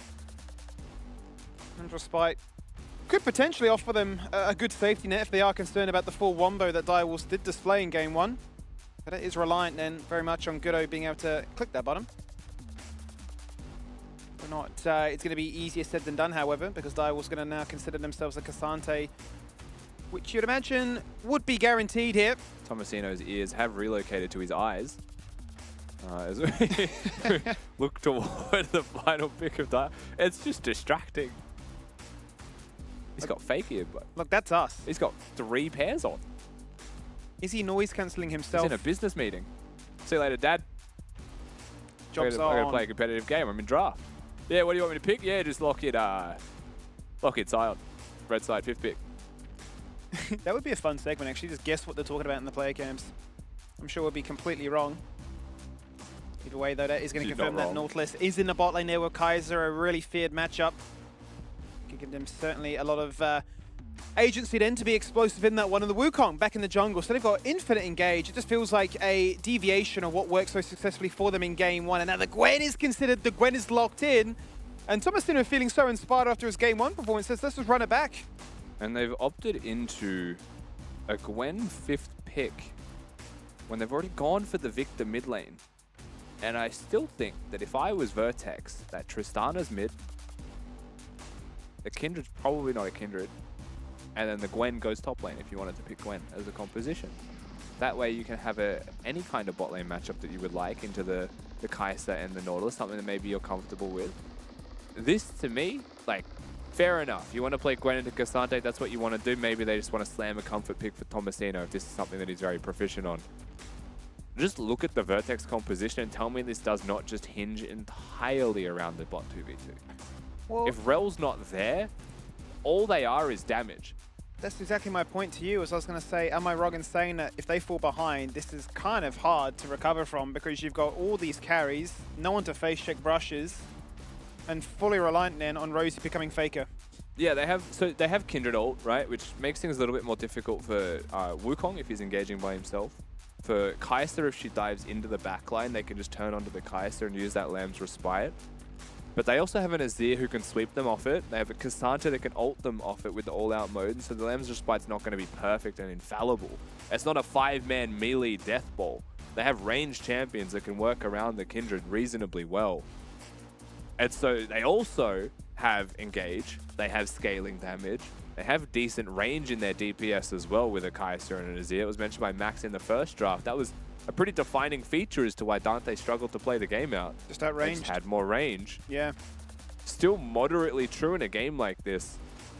It's an interesting, I mean, I think it's like if Rel's not there, they don't have engage. But they have a Gwen that stops you and they have a Kindred that can stop you. And then they have tools to deal with you in that situation. So it's about the type of engage for me, because I think Direwolves are just so much easier to play their comp out. So much easier to play their comp out. Vertex is so much finesse-based. Well, that's, I suppose, the point we're circumventing, right? Is it feels like there's a lot more pressure now imposed on yourself to carry, but really be linked up on the right ideas of, okay, if the Wukong goes in, for instance, you know, this is how we're going to respond. I'm not going to need to burn a flash because I can rely on you hitting this button here, whereas you're just thinking for the side of Direwolves, it is as simple as Shaka just saying, I'm going to Cyclone on their head, see what they burn, respond to that, in goes the Azir, snipes come out from the Kai'Sa. It's perplexing, but either way, that's where we find ourselves. It just feels like Direwolves don't want to reveal too much that hasn't already been shown. Hold their cards close to them if they look forward to the next matchup that would be up against Mammoth. As for Vertex, though, they're going to throw them a massive curveball here and say, it's not done just yet. Let's see what we can pull back here in game 2. It certainly is a curveball, to be sure. I think it's funny you start the game off like this, right? Do or die for Vertex. They lose game number 1. It felt like it was an execution problem, not so much a draft gap. But the draft has completely reinvented itself between games 1 and 2. Most important things here for Vertex, if you're a Vertex fan, is that Chirp is on his most comfortable champion. He's got the Victor. It's his signature pick. Tomasino has a carry. He's been getting those solo kills in top lane. He's got what he is after. Rosie with those engaged tanks feels like the crucial, the stitching of the Vertex composition that keeps them together, keeps them afloat.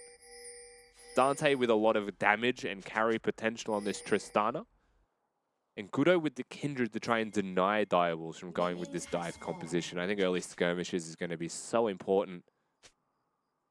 But I also don't know where it happens for Vertex, because there's no gank setup in mid, really. Like, if you hit the stun, that's sick. Like, congratulations, they stood still for a second and a half. Top lane's just damage, it's not gank setup, and Kindred's not a champion that runs in with crowd control, so it is so angle-based. You need to have flanks or objectives. So I think we look at the Herald, probably the first Herald to be the reason that teams will group up more. Dials have been showing a bit more of a propensity to fight for it. And that could be where Vertex find their in. If it works beautifully. It would be interesting if the prep was leaning towards those tendencies of what Dials will do and how they can respond to that. Okay, if it is high execution, that will certainly make for an exciting game in that vein. Here we go, though, in the bot lane straight away. It's Rosie. One hook is all it takes. And down low he goes, as Gudo is going to go from one side to the other. Yeah, they have 2 first, so no issues in bottom right now. Hook actually connects on the Dante. Max range on that one, and Dante is going to go for a very delayed rocket jump afterwards, but now the health advantage. I mean, how do you step up to the wave now? Yeah, potions have to be used here by the side of Vertex just to stay in the lane. They should be able to catch this one as it crashes, regardless. Decoy not going to look towards a hook, surely, under the turret, but there is a Wukong in the area. And this wave is building, and it's a cannon wave. So if he wanted to skip the Krugs and go straight to a bot dive, that was always possible, but he puts his efforts towards the Krugs. And so nothing should happen in this bottom lane.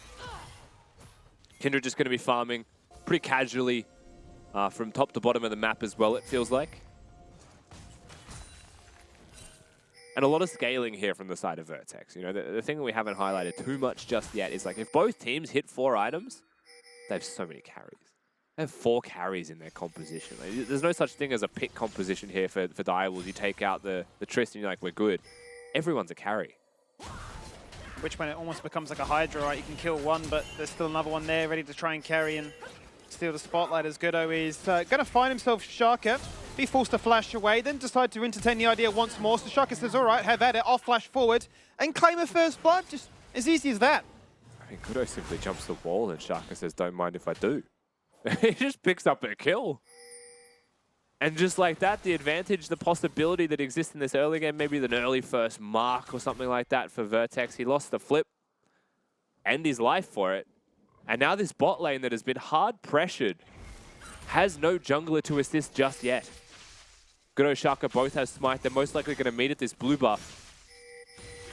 But the risk is it goes from bad to worse faster than they can handle. And the thing for me, Rusty, is look how many wards are around this blue buff. It feels like there's like 5 wards here. They know exactly where anybody could be to try and protect this one. I mean, look at all of that. That's all that control that's worked in favor here for Direwolves. And exactly what they can do, what they can get away with, and how they can press their advantage even further.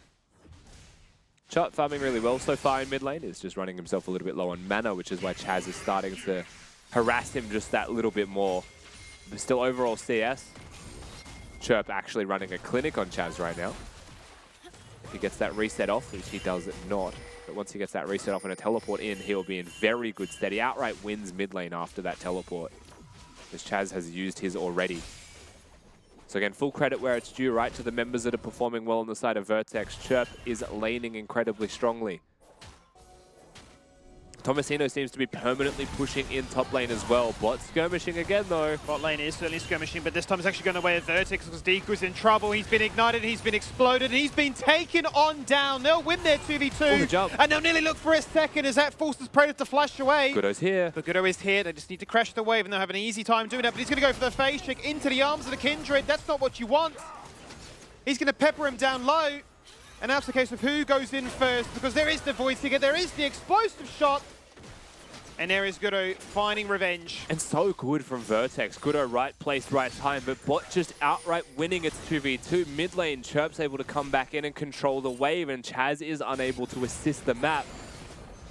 Zoranus kills Tomasino though, so it feels like the shoe's on the other foot and whatever's happening top lane. This is almost opposite day in this game. We just flipped the map, haven't we? We truly have. All the strong points of game one. Gravity Field will land, but Chirp, despite being so healthy, doesn't have any vision, so can't really afford to step up any further than this. He's playing towards the right side of the map. Flash. Great flash from Chirp to get over the Emperor's Divide. Just a transaction of ultimates here. But also Shaka reveals himself. And the most important thing here is just, you know, good basics and fundamentals of League. Chirp knows that the top side is unsafe. So he's staying on the bottom side of the map. And the second Chaz goes for a play, it's so glaringly obvious something's up, so he just gets to react flash to that one. When you're prepared, it's a lot easier to flash. Funny that. Bit of thought. And he's also just hard-winning mid still. Yeah, he certainly is. It's 2 waves of CS difference right now. If it can continue, because certainly it worked in their favor game one, if it can actually build into something that results in them winning skirmishes to actually carry on that pressure 15 minutes onwards, then certainly we were in for a bit of a treat here, but Shaka's going to rotate his attempt now topside. Look to try and make Zoranus' life even easier. Tomasino already falling victim to a 1v1, now make that a 1v2. As he'll just commit the ultimate, life leech up a little bit and force them away. Yeah, I think in the end it was an ult advantage for Tomasino. We'd have to assume the way he died was he just got Cassante all outmoded under the turret, as per usual, right? It's like a Cassante tax. You make a single mistake, you just hit the W into ult combo and you die. So that's what's presumably that happening, as Zoranus would have ticked over to level 6, which makes that happen. Maybe it's Q3 off this creep wave that hits him 6. Ooh, that wasn't. How did this happen? Tomasino dashed forwards. It's just level 5 to 6. He just has the damage. Wow. Real straightforward. Nothing really too outlandish there. Even if you are quite strong with the stacked up snip, it just isn't enough, certainly when level 6 is available. So back to mid lane we go. And I mean, you know, the Victor matchup, you mentioned before about needing 4 items. Can it come on any earlier? I mean, are we looking at something like a Leandries or Ludens and suddenly feeling like, all right, you can certainly run the Rift? Or does Chirp need a little more time? I mean, the matchup itself, Azir has a lot of opportunities to harass you while also trying to hit the wave. Victor can kind of dodge the wave while harassing you, so it tends to just become this like mana battle more than anything else. I'm not sure exactly what happened to cause this super early teleport from Chaz, but it seems like he's been handled really nicely. I mean, yeah, if you go for the Luden spike, it might be a Leandri's game. Go to the Luden spike. You can look for fights, speaking of fights. Looking for a fight in the bot lane as Deco is to focus once again, the ignite, the explosive shot. The damage explodes and takes him down for the second time in a row, Rusty. They want to push the wave. If they push this wave, and Praedyth might die with deja vu if he wards the bush. This really is deja vu. We've seen this play happen already. And Praedyth has nowhere to go. He's going to ult in his face. But Ngudo says it's too easy. And it really is as simple as that. And the map state is completely flipped. And it is actually too easy for Vertex. They're just outright winning fights. And then Gudo just comes to collect taxes from lanes that are winning for him already. Tomasino very much aware that something's a little bit amiss here. Shaka looking for this flank. Has no flash. Miss goes down, he just jumps across the wall and says, catch me if you can, and Shaka says, I can do just that, but Zoranus doesn't have the luxury of that an ultimate, but he commits it now as he goes across the wall too. Ooh. Shaka takes it away, but definitely was flirting with death with the needlework active. They are still making money. I wonder if it was just Tomasino realizing that with that Herald gone, he was already too far forward, too far extended. You watch this play again in bottom lane. Decoy comes up to clear a ward, gets engaged on. Jump in, they just know they're stronger, right? They just know full well that Decoy level 5 is one-hittable with that buster shot coming through. And then they jump to clear the wave. If Praedyth stays, he dies. If Praedyth leaves, he dies. No way out for him. And he'll realize this the second the exact same thing as before happens to him. The Kindred jumps out of the bush, and that is simply it. Flash used to confirm that kill. We just see that same play take place multiple times, but now we look to try and force a fight out in the mid lane. The gravity field is enough to force Chaz to flash away the Chaos Storm, though. It does go down, but at this point, not enough damage to really take down anybody in the process, so they will finally get what they've been hunting for the first 10 minutes of action. Chirp has fallen on down. The Herald can be summoned in mid lane, and this is a massive stabilizing moment here for the Azir. And I'll tell you what, though, they did the math. It was like 10 seconds till the flash available for this Victor. That's the moment they get that fight off. One wave later, and they would not have been able to get the kill because that was a Wukong without his Cyclone. But very nicely done from Dials. Almost against the grain, they're able to find some money in the right places. And you have to consider, through all of these fights that we're watching, the current advantage belonging to Vertex, how strong their scaling is as we're diving bottom. And we certainly are. First time it's one to decoy, but Dante's the one forced to flash away now. They see the TP coming from Chaz, they're terrified. Prade of going in with the ultimate. And, well, that really is about it there, Rusty. Yeah, just waste the ultimate. Now Vertex get to turn and consider continuing to push in this lane. Chaz teleports bottom. They might have assumed it was even Zoranus, but the influence of Chaz without that ultimate there is just to dissuade them. Gooder now very much feeling himself, can jump the wall. Chirp being pushed back by Chaz might be the saving grace in this situation. If he comes back into mid lane, he has flash, but they might be able to force that one with a Wukong Cyclone. Bot's just losing. That's the real story here. The tale of the tape is that Vertex, between games 1 and 2, are just winning bottom. They certainly are. Back top when we go. Zoranus angered by how laning phase went last time. He's dodged out on the needles this time. Just out of range of grabbing him back with the Entofo strikes. But he's having his way with the Squen. Does he go for the dive? He is looking. He's certainly taking a stab at it, but he's going to be so careful of all that true damage. Thought he was just going to go for the Demolish proc. Just suddenly hit the Entofo strike onto Tomasino, and now we're just ramped up. Recall's going to be cancelled from both of them here.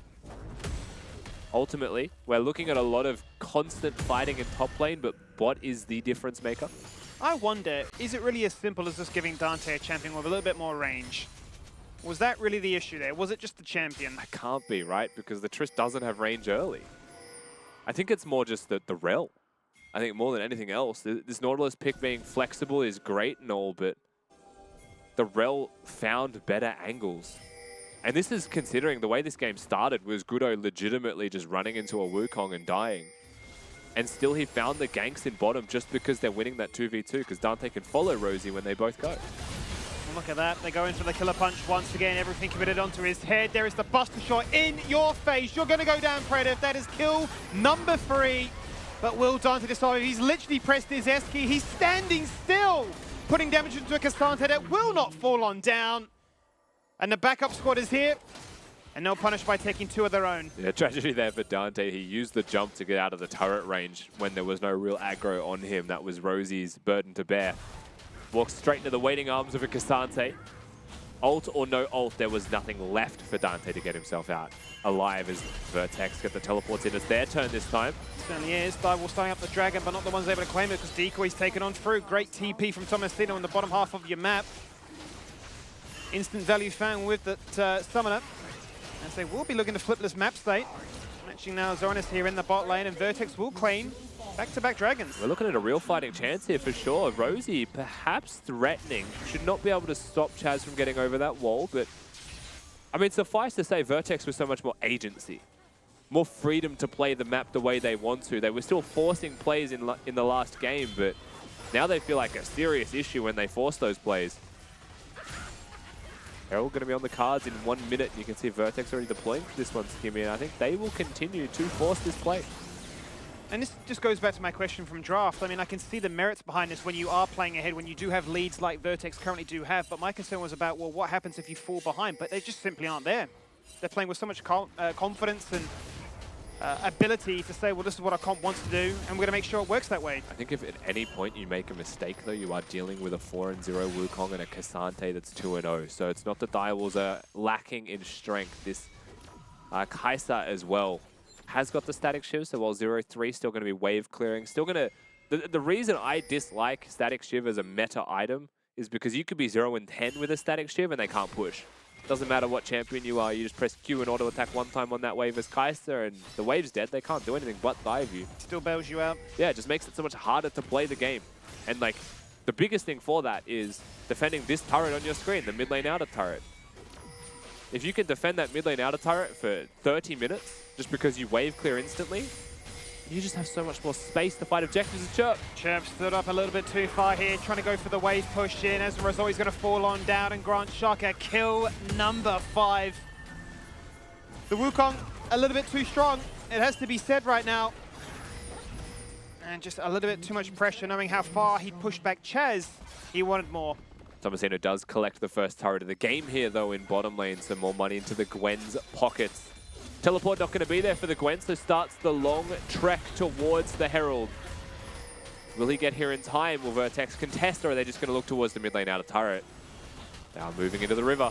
They certainly are. It's only Dante here at the moment. I think it's a little bit too late for Gooder to try and make a play happen towards the Swans. That's going to be picked up by Shark at Dante. Will he rocket jumping away? Tomasino looking to try and step up and falls Zoranus back, and he's done so successfully, flashing him back. Tomasino now wanting a little bit more as Dante claims that kill. That's what they're after. They do take down Dante. Chaz now, next one in their sights.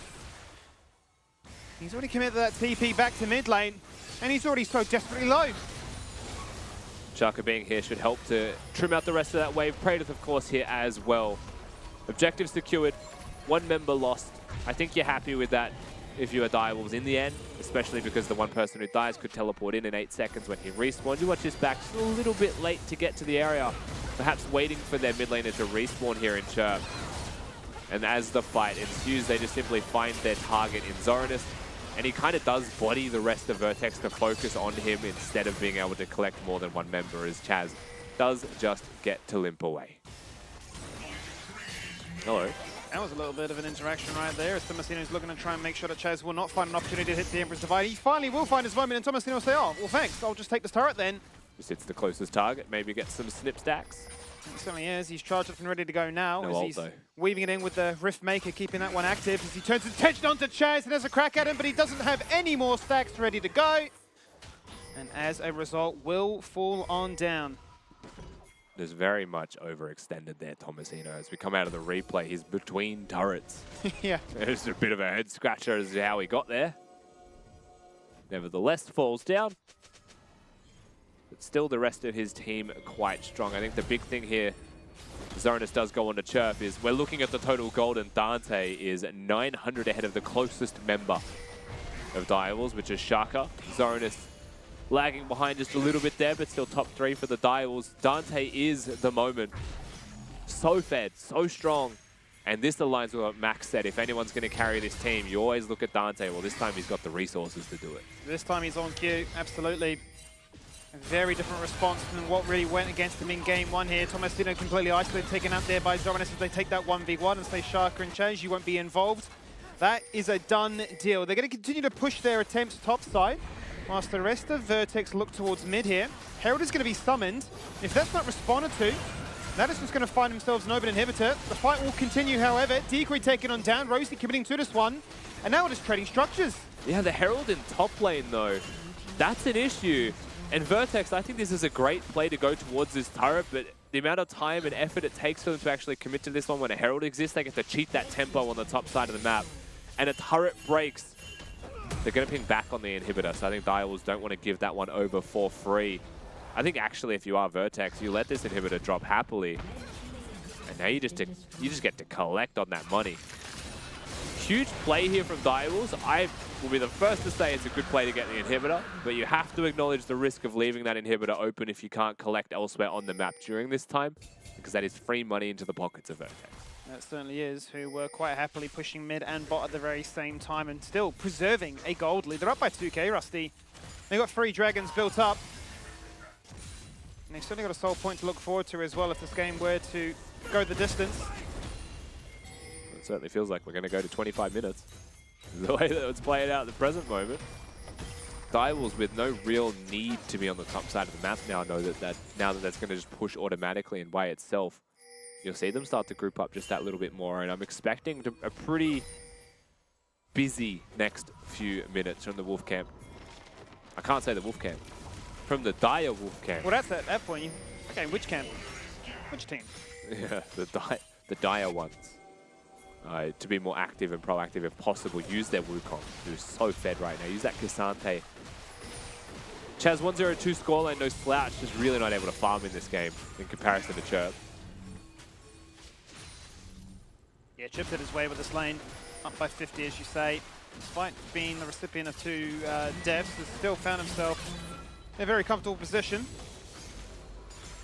Has gone for the Leandry, so he's going to have a ton of HP shred, but he's got to be careful now because it might be death number 3. Zona's wrapping around on vision this entire time, but it doesn't mean you can get away for free. He's got a flash, he's been all outed, and he's been shoved against the wall. Meanwhile, the rest of his team is trying to take a fight topside, and look at Dante explode into action. He's taken going. one. There it is for another. And instant pings go to Baron. Yeah, 20 minutes on the clock. You saw the K'Sante bottom. No teleport for him either. There's Zeke come in, but he has no front line. They've got no tanks to stand in front of them. They want to try and stop this Baron from going down instead. Kai'Sa just going to throw those Void Seekers. They're going to look for the tower bounties in both mid and bottom. Vertex, they do not want to go quietly in this series. They do not want to go quietly in playoffs. And we could be having a serious battle between the Wolfpacks. I tell you what though, Vertex calm, how quickly they can shred down a Baron. Look at the amount of damage they have to take that one, even down with only 4 members here. The pincer is on, Chirp's respawned, he's TP'd in, he's looking to claim revenge and take down Chaz in the process. The gravity field goes on through, it doesn't connect, but it does not matter. You can summon your sandcastle, it just doesn't mean much. Dante is 7-1 now. And back to base he goes for item number 3. And you watch this fight once again, it's very clear that Vertex know that their bot laner is being dove here. Chirp is busy, and Direwolves are stepping up at the same time, clearing vision. And they are not on the same page with what's happening cross-map at the moment. If you're clearing wards out with Vertex in front of you, they're actually within spitting range, and you're diving bottom, of course you're going to incite that action from the Vertex camp, and they don't hesitate. Vertex will collapse on them, Baron buff in hand, and a 5k gold lead to stretch this one out. Let's see then where all that gold is distributed.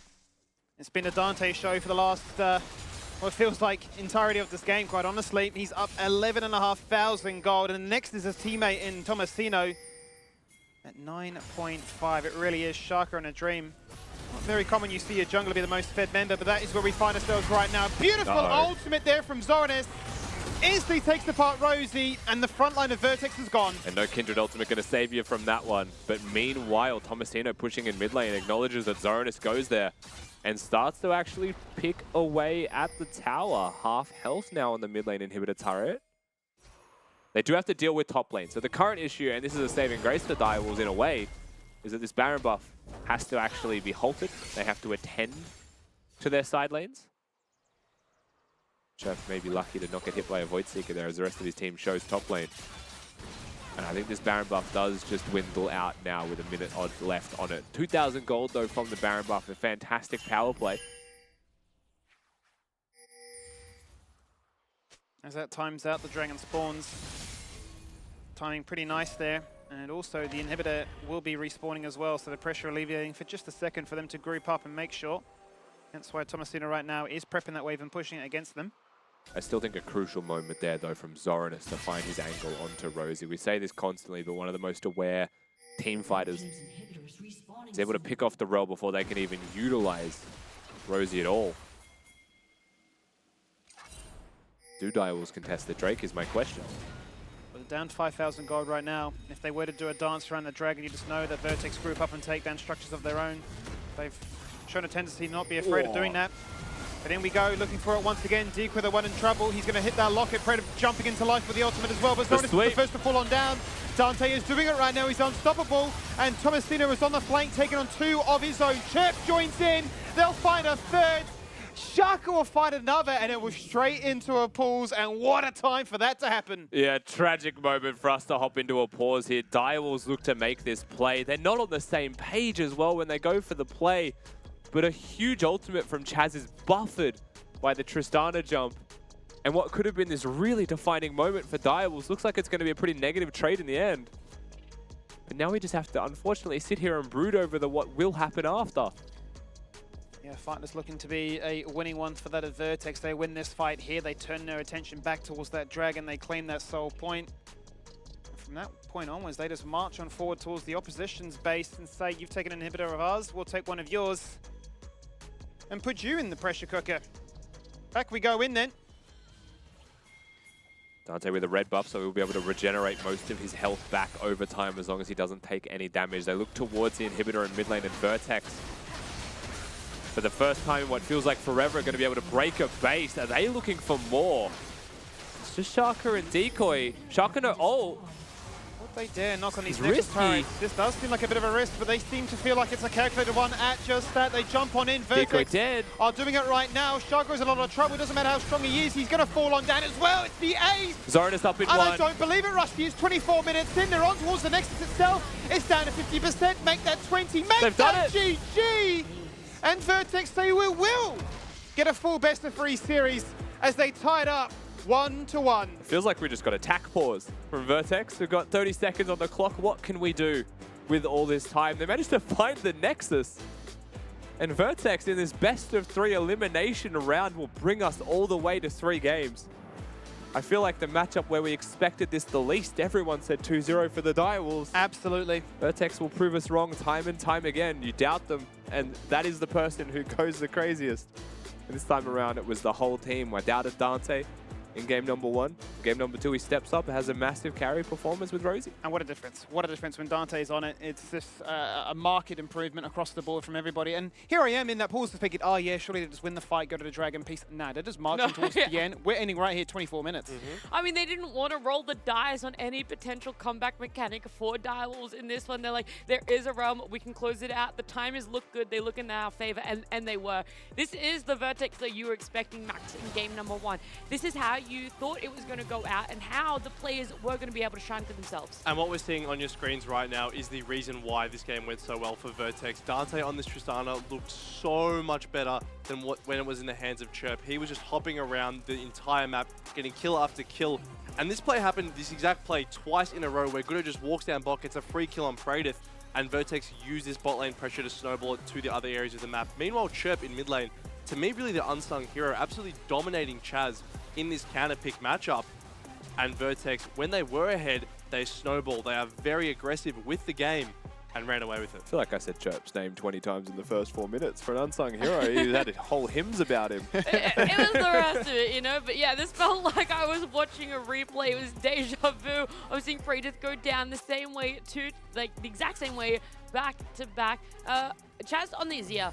Something that needs to be brought into question, not only this game, but last game. It's not like he was having an outstanding game in game 1, but yet they went back for it whilst there were still quite a lot of mid-champs available. Well, I was quite curious actually to hear what Max's opinion was of this draft, because I mean, even Rusty was like saying, you look at Direwolves' composition, you think that's standard, it's safe, it has a point to prove, you've got your engage, you've got your carries, you've got your job done, right? It's very much a case of repeating game 1 success, but you come into game 2, and they're going to run it back in a similar fashion, but then all the concerns that I had for Vertex were you sort of aligned in that way, because you can see there's the issues with it, but they've just never fallen into that pitfall. Well, that was the thing for me, right? Looking at Vertex's draft, to me the big thing was the lack of CC around this Kindred to facilitate. Neither of the solo lanes really providing that.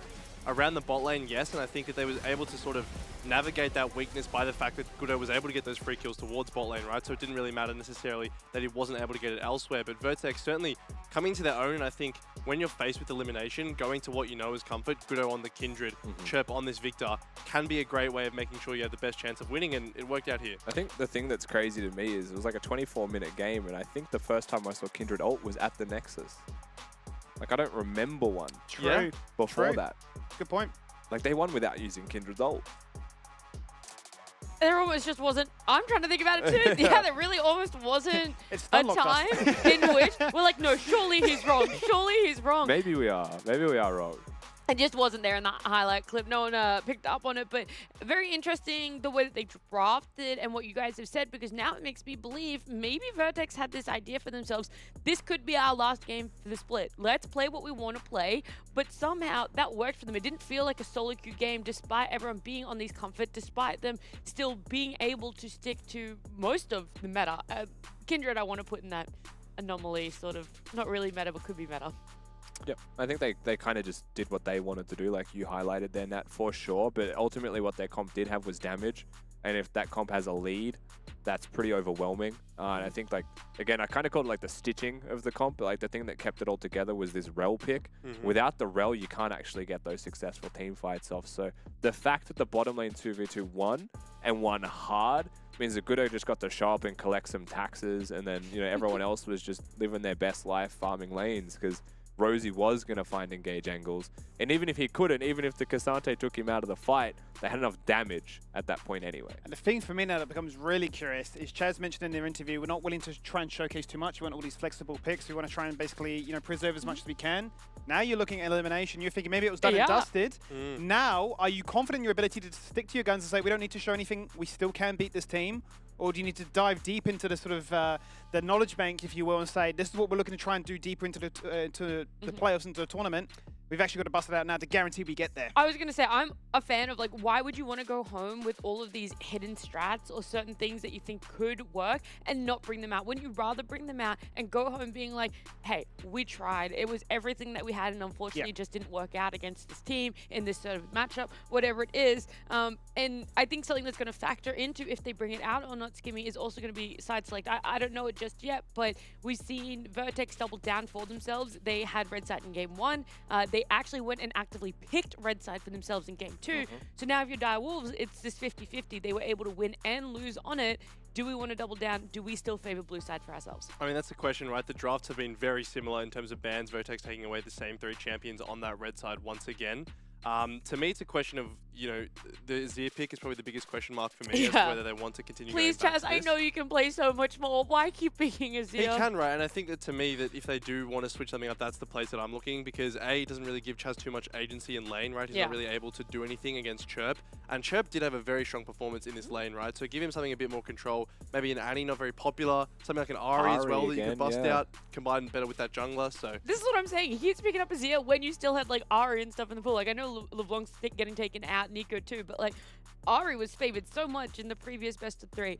Side select is available. We're going to have a look at it. No subs coming in for either team as well. So, yeah, Dire Wolves, it's just going to be 3 straight games of Dire Wolves on blue side and Vertex on red side. There was a world in which I wondered, would they go to red side and say, like, we got this, like, secret red side draft prepared where we would, like, ban away the Kaiser, for example, right? And deny that then from Dante, but obviously not to be the case. I think they might just run it back with the Kaiser first pick again if that's not going to be changed up. I think the thing that I'd like to see, that probably won't happen, I'd just like to see Chaz on, like, an assassin, just be a little bit more explosive, almost like very Kisei Daystar-esque, right? Get him on, like, an Akali or something and try and really bully into Chirp, because we know if Chirp does receive that pressure, he can fall behind, but if he has his way with the lane, very different story. And looking at the way the Dials have been approaching the draft on blue side, I think they do have a bit of flexibility in terms of bans, right? You have Poppy and Syndra both kind of fringe bans in the current meta. Like, yes, they're annoying. Obviously, Chirp on Syndra, one of his best picks. But I think that if you are wanting to drop one of those, take away the Tristana and ensure you have a very one-sided handshake. I feel like surely, because the fact that they're able to flex it into mid and show that sure Chirp isn't the most comfortable on it, but they're still able to put it there. And if you're able to do a different comp around it, maybe it finds more success. It also can be very, very dangerous in the hands of Dante, which we just saw. Like, surely you're more than willing to let the Poppy go through and have it, which feels maybe less of a flex between, like, what top and jungle for them. And Syndra's killable, right? Like, Syndra's not, like, this crazy unbeatable pick. So I do agree that if there was one thing you could change, stick blue side, don't give them the handshake, I think is a very viable conversation to be had. And then beyond that, you can just, like, if you do give over the Syndra and they choose to first 2 pick it, Syndra can be countered. Like, Yasuo stopped Syndra from ulting. Echo was like an old school counter because she can't stun you. You actually buffer the E through that one and just, like, we've never seen Daystar play that. I know Chaz Echo plays would be it. a treat. That would be a treat. It'd be fun to watch. That's a throwback. It's just like, I'm just seeing Dire Wolves again. Like, I kind of said it yesterday. It felt like they were the slowest team to adjust to patch 13.12 when it came out. We kept seeing Chaz again on Annie over and over and over for the first maybe like 4-5 weeks, and he even talked about in his interviews, I don't want to see playoffs be the exact same Chaz Azir over and over and over again. Like, I know that he can play so much more, and I'm sure there is more, like, strategy around why they're picking it for him. So, but please, like, you could be going home in this game. Yeah, like you said, you don't want to go home with the regrets of, oh, I could have played this champions, but all these to practice. Doesn't matter at the end of the day if you don't end up going through. We got some from the fans as well. We'll lighten up the mood, have a bit of fun here, see what you guys have submitted. We did. All right, actually, no, we're just going to go to a break. Mood only. Only sadness about Chaz always picking Azir. If It makes me angry. I like Chaz. Hey, he was hitting good ults in that one. He did warm was. up. He did warm up. I didn't say he played bad. I just want to He see a did different warm champ. We did have some submissions. We said that you guys could ask us anything. It was an AMA not for this our talent question. today. Oh, I read this one. I think there's a mistake in it. So would No, you, no, read the question. Read the would question. you rather have unlimited bacon but no more video games, or unlimited games but no more games? Yeah, so it's a simple question now. Would you rather have unlimited bacon but no more video games, or games? Like unlimited games but no more games? What? I don't understand what the no Nothing more else games. has ever been released. No more games. If you choose no more games, there's no more games. Or would you rather have unlimited bacon but no more games? What? Yeah, I don't get this. So when we're saying unlimited games, what do we mean? No more games. Or unlimited games is unlimited games. But then how can you have no games? Because there's no more games. That I'm... Yeah, because you've gotten access to everything is what he's saying. Like, you'll never No. get more games. But also, yes. But because you already have... I'm taking unlimited games. I'm taking bacon. What's great about this What? is this is a question. That's a weird answer. Yeah. That a lot of people know this question. So the fact that none of they? you here know this question never seen except this for one me before. is actually surprising. Why? What was the Yeah, origin what's this? behind this? A famous YouTuber I'm has taking the asked this bacon. question on his podcast, every single podcast. See, I interpreted it as unlimited games, but no more games ever being released. In which No more games. I just play whatever's out there. no at the more moment. games. If you choose no more games, there's no more games. No more video games. But there's ever. also unlimited games. So then we have no job. Yeah, that's why you picked the bacon, right? What? Because then at least you have bacon. Just someone stop him. He's gone off the rails. He's not Can we explaining get the next it. one up, Nat, please? I'm Yes, explaining please. it as it is written. No, you are just rereading it. Rereading something isn't an Unlimited explanation of it. bacon. If I was like, "What's 2 + 2?" and you're like, "Oh, I don't know," and I said, and you were like, "Oh, it's 4," and I'd be like, "No, it's 2 + 2," and you'd be like, And Max like, oh, between And numbers also, two, mate. I just think Oh, no, I'm no. currently having a moment with the people who understand this question, and all three Everyone of you else. are just victims. I need to read it after this. I need to understand it. I don't Alright. comprehend. moving on before That I was a scream again. great submission. The Thank you. Bomber Bike said, "Who's winning in a 4-way cage match, and why is it maximized?" Depends what we're doing in the cage. I actually, what? Depends if we're playing like volleyball, chess, you know. It's a fight. Like we're brawling. Well, Well- it just says match. If me and Max were in a mud pit, I think we're Alright, well, both the losers. I just inserted fight. I think we're both You the already losers. know. Who wins? Yeah. Max and Skimmy jelly match. Jelly pit. Jelly pit. I'd love a jelly pit. I think that'd go hard. You Wobble just eat around. it. Yeah, I feel like you would. You would just eat it. yeah. He just wants to eat jelly. All Let's go right. to an apple strudel pit. Oh, he would love that. We would eat our way out of that one, yeah. The strudel It's battle. just, how do Yeah. you go from a cage match to an eating competition? Look at us I go. don't really Look know at the us brains talk. of Our us imaginations sometimes. do run Well, wild. that here question in the had an LCO. answer in it, so we had to make something up. Yeah, I guess so. I was going to give it a legitimate Who would answer. win? Who would win? I think it actually wouldn't be maximized. I think the three of us would band together and we would beat What? him. Why? Because you won Household Hassle 2 days in What a it- row. Oh, okay. You yeah, can't win that's fair. anything else. I do think I would go out of my way to get these two on my side. Yeah, I Like, would that's go my- out of my that would way be to my Would get it not these be two on my the older side. siblings picking on the youngest? Yeah, Surely this that's what it is- is. This is just That was respect for others. going to be my gender. But Skimmy says the job's on, we gang up. Oh, it's Job's on. on. You Oh, get boys, them on the nothing big I can job. do, mate. Job's on. Sorry, fellas. Job is on. The break is the job, though. We've tied up this series. It is 1 apiece for Direwolves and Vertex. So the winner will be decided in game number 3 after this break. Okay. Decoy. Chucking it. Oh. They dare knock on his It's next risky. turret. This does seem like a bit of a risk, but they seem to feel like it's a calculated one at just that. They jump on in. Decoy Vertex dead. are doing it right now. Shagra's in a lot of trouble. It doesn't matter how strong he is. He's going to fall on down as well. It's the A's. Zorinus up in And I one. don't believe it, Rusty. It's 24 minutes in. They're on towards the Nexus itself. It's down to 50%. Make that 20. Make They've that done it. GG. Double dipping, iced out like Mr. Gretzky. Let's be honest, I had a tiger, don't test me. I'm like Serena when it come to my demeanor. A legend, and Gale when I'm starting my engine. Bet I go, bet I go, bet I go, bet I go down as one of the GOATs, the greatest of all time. Look, bet I go, bet I go, bet I go, bet I go down as one of the GOATs, the greatest of all time. Go, crazy. Bet I go down as one of the GOATs, the greatest of all time. Go, crazy. Bet I go down as one of the GOATs, the greatest of all time. I know you see me me there's something legendary that's in the making. Baby, I'm on it, all you gotta do is be patient. Trust that I'ma win, never lose again. Been losing friends, you think I'm tripping off of what don't make my ends meet? Man, please, I do all of it like it's easy, but I gotta do it so they all believe me. Look, I could break you off and still be steezy. Often I've been leading, cost of being greedy is something that is lost within being needy. Bet I go, bet I go, bet I go, bet I go down as one of the ghosts, the greatest of all time. Look, bet I go, bet I go, bet I go, bet I go down as one of the ghosts, the greatest of all time. Go, go, go, go crazy. Bet I go down as one of the ghosts, the greatest of all time. Go, go, go, go crazy. Bet I go down as one of the ghosts, the greatest of all time. Don't nobody wanna step to me. I'm a legend in the making. Y'all not even in my league. The greatest of all time.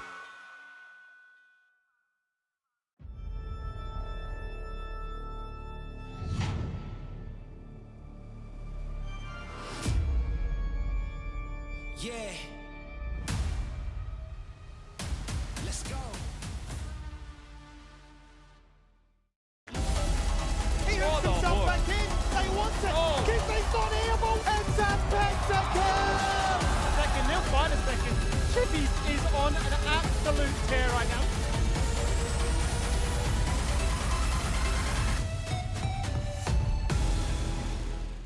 We got our first game 3 in a best of 3. These two teams are going the distance. Direwolves up against Vertex. We all believe that Direwolves are just going to take this in a 2-0. That there wasn't going to be too much of a fight for Vertex, but Max, you gave them 25% chance of winning game. Yeah, originally it was 2%, and then you upped it to 25%. I also did see an increase in Dare fan votes for Vertex. I do believe, I don't remember if it was 14 or 16 in game 1, but either way, it went up to a whole 17%. Big numbers. Big numbers. Money moves. Big I spenders. suspect it'll go up in this next one as well. Well, I'm just saying, for those who won from that Vertex, that would have been a pretty good channel point payout, and you can use those channel points to have your say yet again in the Dare fan vote. Up there in the top right-hand corner above the Dare fridge is where you want to put them in and have your say. Unlimited Dare points, but no more Dare points. Oh. Don't start with this again. Isn't it just so funny The how whole we were break was also this, aligned? by the way. The whole break was them still It trying was. to We were question so me on it. confused. Isn't it so funny how we were so aligned on like the first series being the one that went to 3? Yep. Now we come into this one, like, oh, it's just a 2-0 sweep. Rusty said 2-0. Yeah. Oh, that's true. But Yeah. the most of us, the Most of us, majority. majority was that the And then the first same one. with the Dare fan vote. We come to this one, everyone's like, yes, this is going to be a 2-0 sweep. And then we're Yeah. like, huh, what a 1-1. Yeah, so 1-1. It doesn't mean that we're going to be seeing game 3. It's ready to come up on your screens. We're ready to see which champions are going to be picked because Champ Select's ready. It's the decider nap. It's the chance to see really what happens as they've opened up their draft here and said, you know what, you can still have that Tristana. We'll instead ban the Victor. They're actually going to remove the Kaiser themselves. They've left up the Poppy, but it's Vertex themselves that'll actually remove the Tristana instead. Syndra, Victor, and Kaiser from Direwolves. They have decided. I don't know if I love or hate this, but they really have said just leave it all up. Like, it's not on us to ban these things, it's on you now. They just wanted to get rid of the Kaiser. Nico going to be up and available, and instead of the Azir, obviously now we've gone for a completely different champion. We've got the Varus as a potential response here as well, something that Vertex have played before. Jace being removed, Ivan's still going to be up and available. And Vertex said, let me show you how it's done, big boy. Look at Chef's reaction there. Almost like, yeah, this is how you play Azir, mate. Locks that one in, compliments it with the rail. Rosie had a phenomenal game on the rail as well. Yes, might he did. might be worth adding. So glad to see that one come out in the first 2 again. The Nico is the first pick priority. How did it look to elaborate on this one? One of the best ways to deal with this Nico is something like the Jace, right? Longer range champions that don't let the Nico get that free engage off. I think Azir, in theory, can be pretty good into it just because you can push her away with the Emperor's Divide if she's going to look for those plays, but Nico can control that laning phase pretty damn well. So it's not the easiest thing for Chirp to kick this game off into. And the Sejuani Jax response here for Direwolves. They've just straight up locked in 3 champions that they want. 3 high priority champions. Zoranus on Jax, Shaka with a melee top laner to work with. I think he's a very happy camper right now, and Direwolves should be pretty stoked with what they've got so far. I mean, the Rel pick, we highlighted that. We said it was pretty good for them. They don't go for their jungler here, though, for the side of Vertex. They actually prioritize their matchup in top lane. which I'm not against, given that Tomasino's been playing pretty well. Yeah, absolutely. We have seen that Jackson, the Renekton matchup, has been fairly volatile, and you can now see that some of the real pocket picks are now getting taken away. The Braum denied away from Decoy. Oh, that's a pocket pick. I'm just going to call it a pocket pick at this point. Who else is playing it? You're right. Quite honestly. Whereas the Kindred gets denied away from Goodo, not allowed to shine and showcase his double AD carry setup again. Rel, Renekton, Azir actually provide a whole host of setup this time around. So if we're talking about, you know, difference between games, the Kindred pick for me actually has better stocks in this one. Nico, Jax goes in, Sejuani goes in, Lamb's Respite counted. So that's actually a really good ban this time around, and good awareness here from Direwolves. The Xayah are actually going to be taken off the board here as well. A close range composition from the Direwolves. It's more dive-centric. And again, those Xayah stocks also rose. Yeah, for sure. So good bans in the 4-5. Makes you wonder where they'll choose to go for their AD carry here with the Tristana gone, with the Kai'Sa taken off the board. Is it that Varus? You have a lot of champions that can stand in front of you. First of all, though, it's the Poppy, right? Yeah. If you're going to take away one thing, we'll take the other instead, and they will be saving their AD carry till last to try and round things out completely and just really see what Direwolves are cooking up as a treat here. Pray for the Philios. It's a beautiful relationship. This champion has always been so successful in his hands. Let's see if it can prove to be decisive once more. But what is the pairing? And if they were to lock in the Rakan, I'm just getting basically flashbacks to how Chiefs lined up with a Nico as well, where they had the likes of a Rakan and all that just driving into the back line and just saying, this is too much pressure. How do you deal with a Nico, let alone everybody else? So this right now is overwhelming amounts of engage or looking to dive when it comes to those fights. They could switch it up if they wanted to. That's what that Milio would provide. Stopping someone like the Rel, stopping maybe the Renekton with the slice and dice. My initial thoughts now is Jinx is your 5th pick for Vertex. Less guaranteed dive onto you. Easy to run Cleanse now. Cleanse Flash Jinx with an Azir and a Rel and a Renekton and Poppy standing in front of you can absolutely get those excited procs off with the lack of tankiness that exists in the Direwolves dive champions now. And so it's no longer just a Direwolves dive composition. They add flexibility to that mix. That is not the Jinx. Why go long range when you can go dive short range? When you can just become LPL. I'm loving this. It might not make the most sense from a safety standpoint of just outrange them, get the resets, and live your absolute best life. No, he wants to go into the belly of the beast and take them head on and hit the meatiest Inferno trigger, but somehow navigate all this CC. You've got to be so clued on knowing when you can actually go in. 13-13 is the patch where the Duskblade and channeled abilities does get nerfed outright. So Samira, like, you can go that Duskblade build into a dive comp, get that single kill, and then you're untargetable. But if you're channeling, it's not going to be able to take effect. It's disabled as an activatable thing during that channel time. So you just have to consider that. I assume that works with the Samira ultimate in that way, and that it is a persistent channel, but I'm not certain. Given that you can use other abilities during it, Samira might be some kind of bug or exception to that rule. Either way, comp stun here for both these teams. Game 3 elimination round, Skimmy, and Direwolves go back to bread and butter. Decoy, the one exception to that, the Milio that we haven't. I don't think we've seen that from him before, but he is an Enchanter player. So there should be comfort for him, and he will be playing that into a lot of champions that have mobility in a forward-moving direction if they look towards those engages. They have the ability to cleanse a Poppy stun, Rel stuns, Renekton stuns, and keep the team alive, but also providing that extra range for your Aphelios for me is the biggest thing. Oh, absolutely. And there's the, denying that potentially from them. Well, absolutely. I mean, I think we look at it and we go, we've seen Emilio with the Lucian, we've seen Emilio with the Ashe, and now it's a chance to see it in action with the Aphelios now as a result as well. So a comfort across the board. The big thing for me that really stands out is it as simple as saying it's Dante diff? How often is it you see your AD carry being saved for 5th and final pick, and to come in and decide like this and say, you know what, Samira is the angle here. That's how I want to go out here. Yeah, it does come as a bit of a surprise to see the Samira as a red side 5th pick locked in for Vertex, but they're locked into this game. And I think they've looked like, if not the better team outright, their laning has been better at times in all 3 lanes. So volatile to start this game off. If Direwolves have a weakness in the early game, Vertex, that's where they want to find their leads. And they've drafted to find those. So they have. They'll be looking to try and be aggressive with this Renekton. They'll be looking to try and do the exact same in the bot lane as well. If they can carry on the good work that they did in game 2, Momentum is certainly in their favor. But on the flip side, though, you cannot look past the fact that Chaz has got himself the Nico.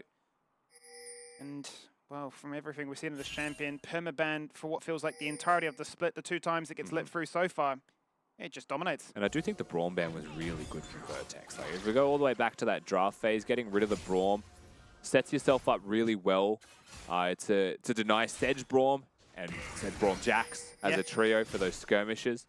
And now it's a Sejuani with only 1 melee champion to really work with to get those procs off for the stuns. So it feels like Shaka's role in this game is a bit more of an ult bot than it is, you know, a melee skirmish heavy player, except for maybe a bit of top focus if he wants to. And speaking of Shaka, has gone red Krugs and looks like he might be pathing towards the top side of the map, pending what happens here with Vertex and Gudo throwing a spanner in already. Yeah, he's already gone for a bit of a cheeky invade like this already in this series. He's going to do it once again and say this time your blue buff is up and available. I can't just go in for a steal on that Gromp.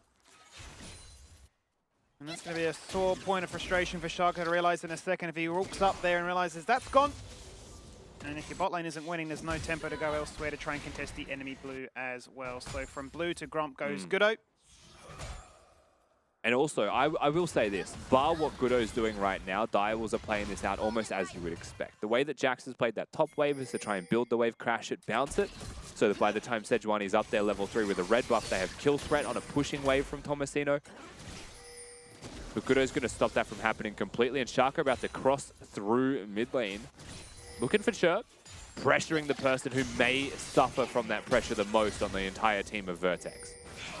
More than anything, trying to see if they can get the Tangled Barb, which is connected. Flash jump in on his face, Flash to respond, Chet running away, as well as Chaz too. Everybody committing their summoners, but it's going to be Gudo that gets the first blood. Now it's 2 junglers left surviving. They'll walk away and say, job done, as the mid lane is left in ruin. And that was with a perfect flash from Chaz, you know, dodging out on the slam from Gudo. At the same time, he gets over the wall to apply more DPS. That was a fight that Direwolves chose to take with the first blood ultimately. Going into the hands of Gudo is crucial for Vertex. And that's also, you know, Shaka going back to that side of the map and saying, my camps are gone. So he's now learned the hard way through that cross through mid.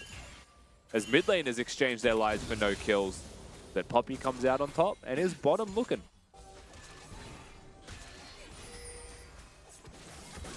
Around, biding their time, they got a target in mind. Hex Flash comes across, bides time. Rosie going on in, Steadfast pressing, looking to try and block them back as much as they can. Afraid of the target, the heal comes out, the cleanse is enough!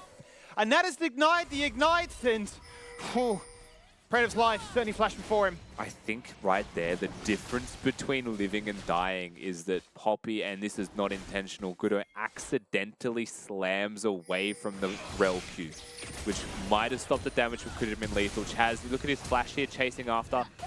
Just gets vision. Incredibly well done from him, but the flash over the wall from Gudo is going to be there. And Chirp, I think, accepting his reality, turns around and start putting down some damage. Is the difference between getting first blood or not. And speaking of getting damage in mid lane, I mean, Chirp's really just stepping up to the plate today. It's never been an issue of him doing damage. It's been the issue of him falling down as a result of it. But he's stepping up to Chaz and bringing it to him. If you miss that skill shot, there will be punishment for it.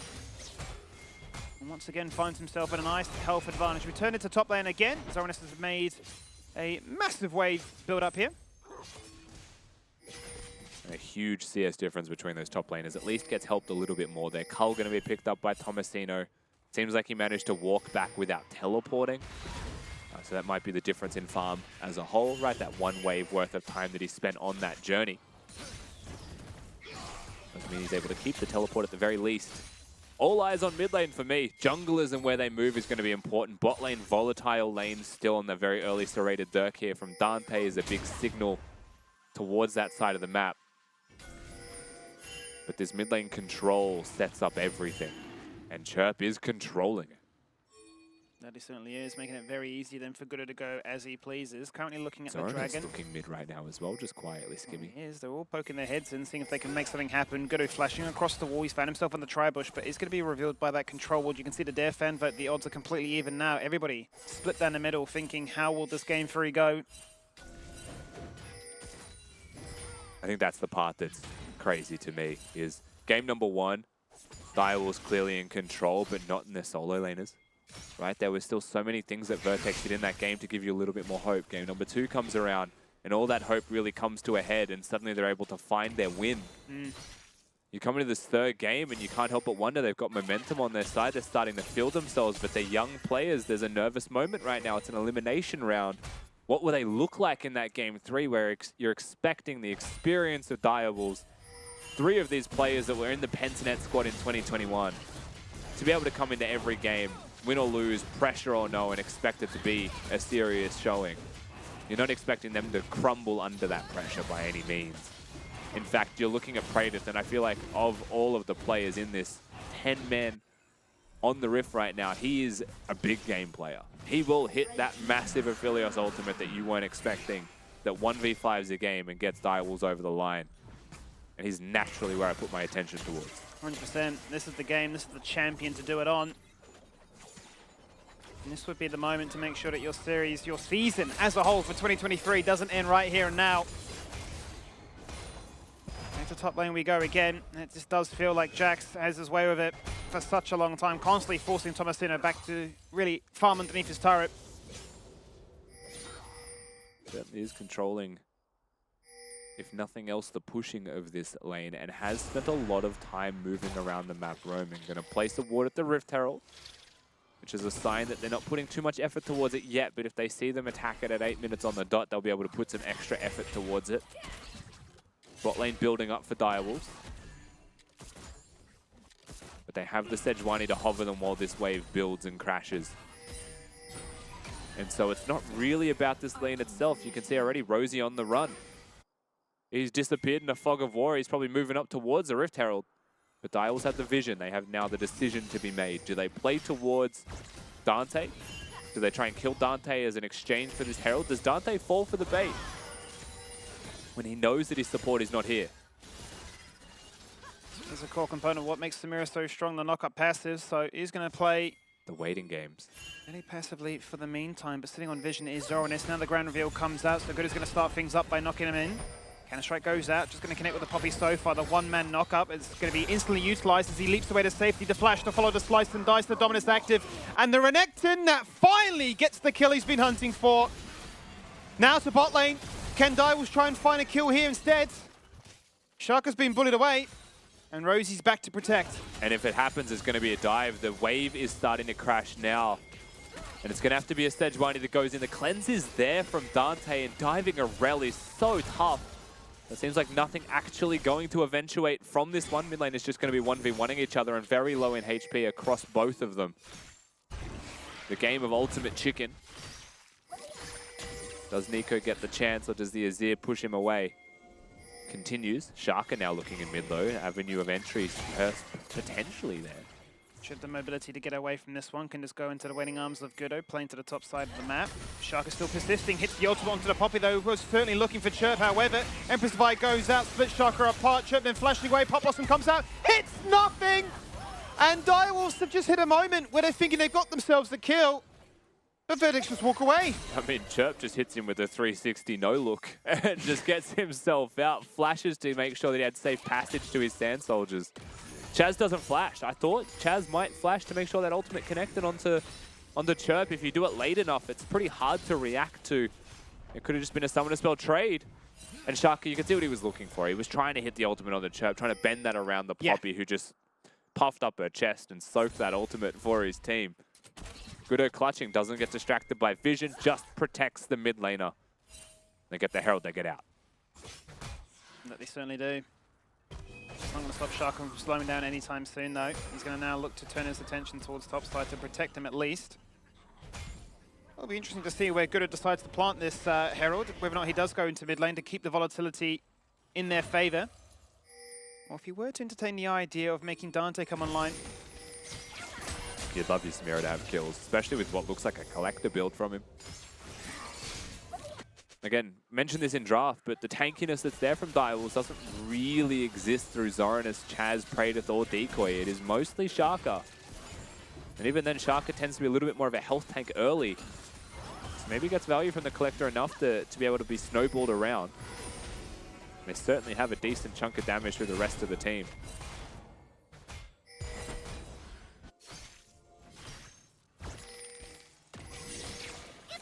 There it is then. The Collector's come online finally. Once again, Shaka just hovering for a way to find what he can look for. It is Chirp, it is Flash. It's another airball. I mean, Chaz, the Nico champion is so broken, but just unable to make it matter right now.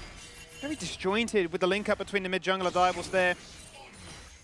Yeah, he's truly having a roughie at the moment. It feels bad for Chaz, but 2 series back-to-back, we haven't seen him at his peak form. But look, that's just a flash-for-flash trade. We can't just sit here and say Chaz missed at XD. They both use their summoner spells to cover distance, and Chirp managed to buffer his dash through the Sejuani ultimate again, right? Is really just on the pulse, ready to dodge Shaka as he comes in. Gudo's going to come through with the summon of the Herald as well.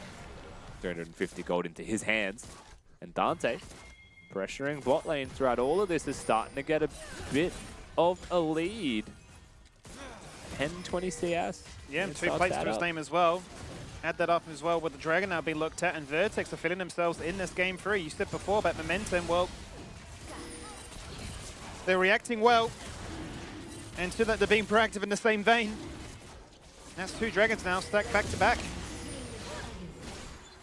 Uncontested Drake hit in the end as well. Decoy going to use a fire kick and just chuck Chirp away from the honey fruit, but he'd already secured that one.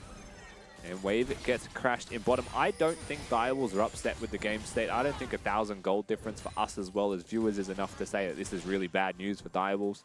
We're going to speak more positively towards the fact that Vertex are getting those leads, but it is a slower drawn-out affair, and they're going bottom now. Well, they certainly are. Predator's the focus, and Predator's the one that's falling on down. Out comes the Inferno trigger, and the Collector does just that. Collects kill number 1. The Samira sitting pretty right now. Out goes the Glacial Prison. Rosie the one stunned on down. Out goes the Pop Blossom as well. The ultimate's been flying with the Chirp ultimate. Swings them all back into his team. And that's exactly what a Samira wants as Chirp finds 2. And you say slow game, Vertex just turn it on. 6-1 is the kill scoreline. Everyone from Direwolves just goes down. Bars Zoranus, who cannot get to the skirmish with the teleport difference. And you watch this back again. Rosie finds his angle. It's Praetor. That is the target straight away. The follow-through is there. They can't support Praetor enough to keep him alive. The savior of the day for Direwolves, that range minion, gets himself out to safety. But Thomasina with a huge flank here. Comes in. The Pop Blossom not going to find anything. And Chirp just hits the angle to perfection. Gets from the Drake pit over 2 walls worth of distance. And pushes all 3 of them back towards his squad. Teleports top lane as well to stop Zoranus from pushing. He's actually looking at, Yeah, Zoranus really wants it now. He wants to try and take him down, but Chirp's just too good. He's 3-1, Rusty. He's actually creating a montage reel right now. Yeah, Chirp's just better. Merc treads are there. The stun duration not going to be enough for Zoranus to follow that one through himself. And try as he might, Chirp is running away with it. Not just this game, Skimmy, but this whole series has felt like it's becoming a bit of a mid-diff. It's a tragic fight for Direwolves. And it's tragic because we were just saying this, 1,000 gold. I don't think they're upset with the game state. Well, take a second. Make that 4. Look at the gold difference right now. 4,000, 5,000. It starts to stretch out of their hands. Only Rosie at the bottom of the list, but it doesn't matter. He's a support. Dante running away with it again. And it's just so nice, so refreshing for all the praise that went towards Chirp as to how explosive he can be as the mid laner. Now find his moment to really showcase his ability to be the underdog here. Not many expectations thrown towards Vertex coming in as that 6th and final seed. Look, we've seen him pressured, we've seen him ganked, but day 1 of Chirp joining this league, we highlighted what he's capable of. He's such a strong mechanical player. Has his specific champions, but I think now is adapted to the meta a little bit more, and that might be the difference maker. Vertex, time is on their side to get more and more practice in. A week with this squad? Well, now we're at the 2-week mark, and look at the difference it's starting to make with their overall performance. Keep this up, Rusty. I tell you what, this may just be the day of upsets. This would definitely make the playoffs that much more exciting. Can't count out Direwolves just yet. You've mentioned already, they've got the caliber of players that have been in situations like this before, not only domestically, but overseas too. It's tough to stop Praetor from farming. And then Aphelios with that 3-item spike, you know, just hits that Infernum ultimate. Suddenly it's a different game. Always needs to be looked at. Of course, that's been nerfed plenty of times, but not enough with the Gale Force that comes through. The Jack scaling, right? The split pushing threat's going to be there. Renekton can't deal with him forever. It's always going to be a factor. The Azir potentially can. And right now, I think we're looking at the biggest concern is mid and ADC from the side of Vertex. They're just so strong. Well, Dante isn't going to go for the Dust Blade this time, right? Going to go straight into an Infinity Edge. Just as much damage as possible, as opposed to finding any potential resets.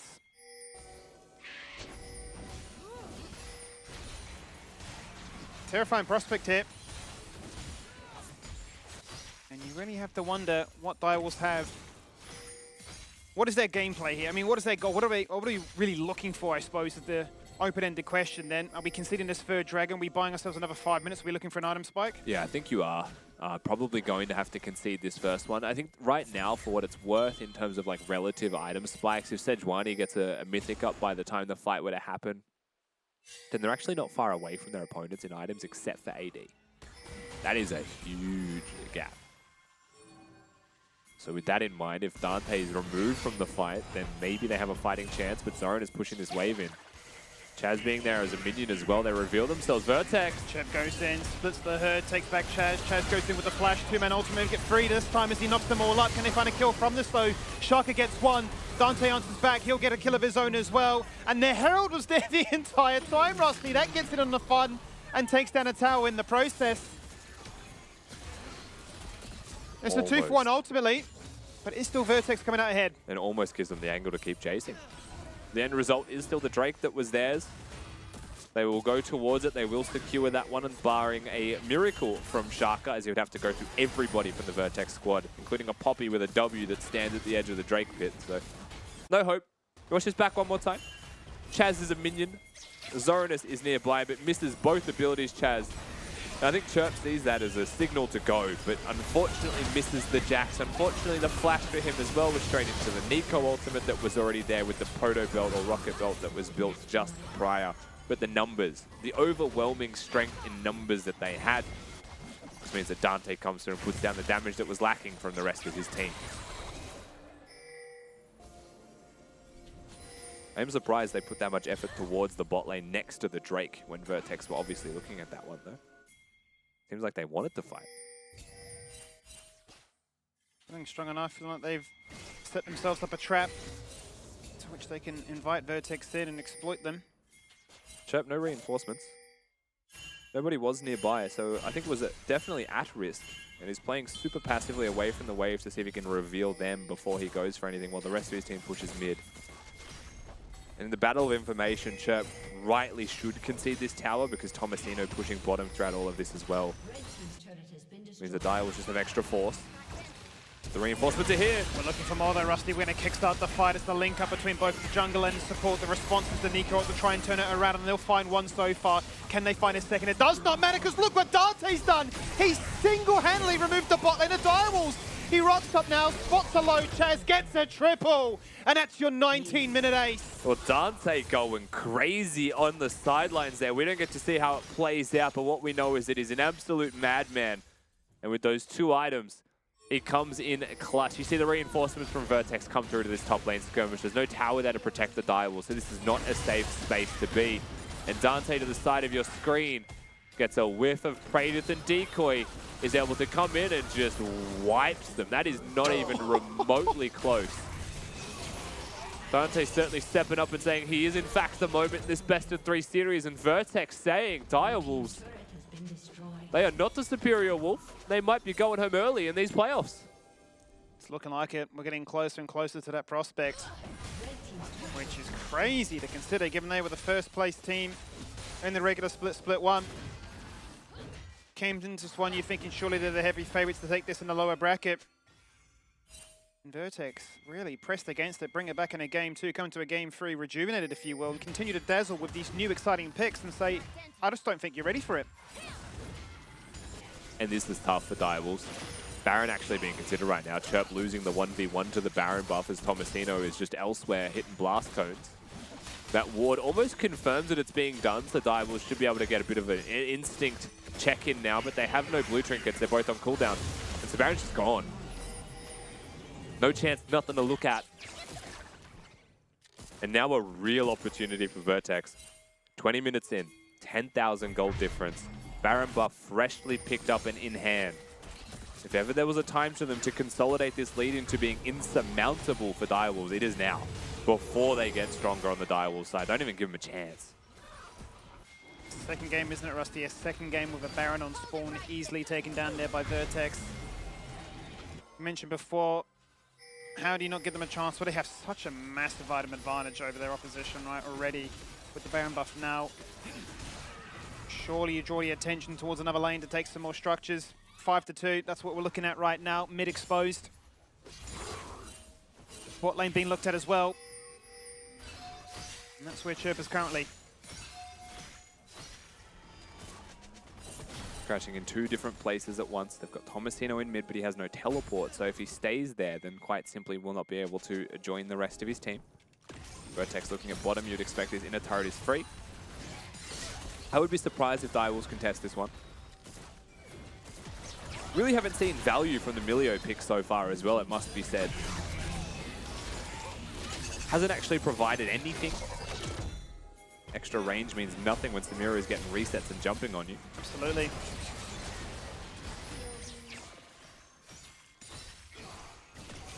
It's been tough. It's an uphill battle, Rusty. But they've got to find a way to try and defend their base. Great if it just drops so low. He just steps up to the wave and Chip gives it to him. They've got the wave clear though. They do have wave clear, but if it involves an Azir hitting an Aphelios who's trying to clear those waves, it doesn't feel real. And they just pressure multiple places at once. Tomasino going to crash in this top wave while they move Vertex from bottom to mid. And all eyes, to me, stay on Chirp for this siege. The longer he is protected and able to put Harass down, the worse it is for Praetor to try and clear these waves, or Chaz. But he has no cleanse, and he could be considered a target.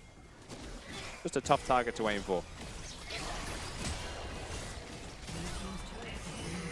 Turret number one falling on down inside the Direwolf space, looking at a second one. A great stun there from Rosie as they go in for the wombo combo. The flash to try and deny it, but Dante's to focus, but he still gets the kill. He's removed the Jax. They're going to find a second as Chirp takes down Chaz as well. The carries of Vertex are just kicking it up. Another gear here. It's game 3, and we're looking to close it out right here. And now is what I'm seeing as they'll take down an inhibitor. They'll look at members respawning in 30 seconds and say, we ended it in game 2 at this exact point before. Let's do it again. Looking to end the game right now. Direwolves, no chance that they can stop this. A jungler as support, not enough. And Vertex do the unthinkable. Unbelievable, just like that. Back-to-back 24-minute victories. And they are the underdog story, and they are the ones to advance on through.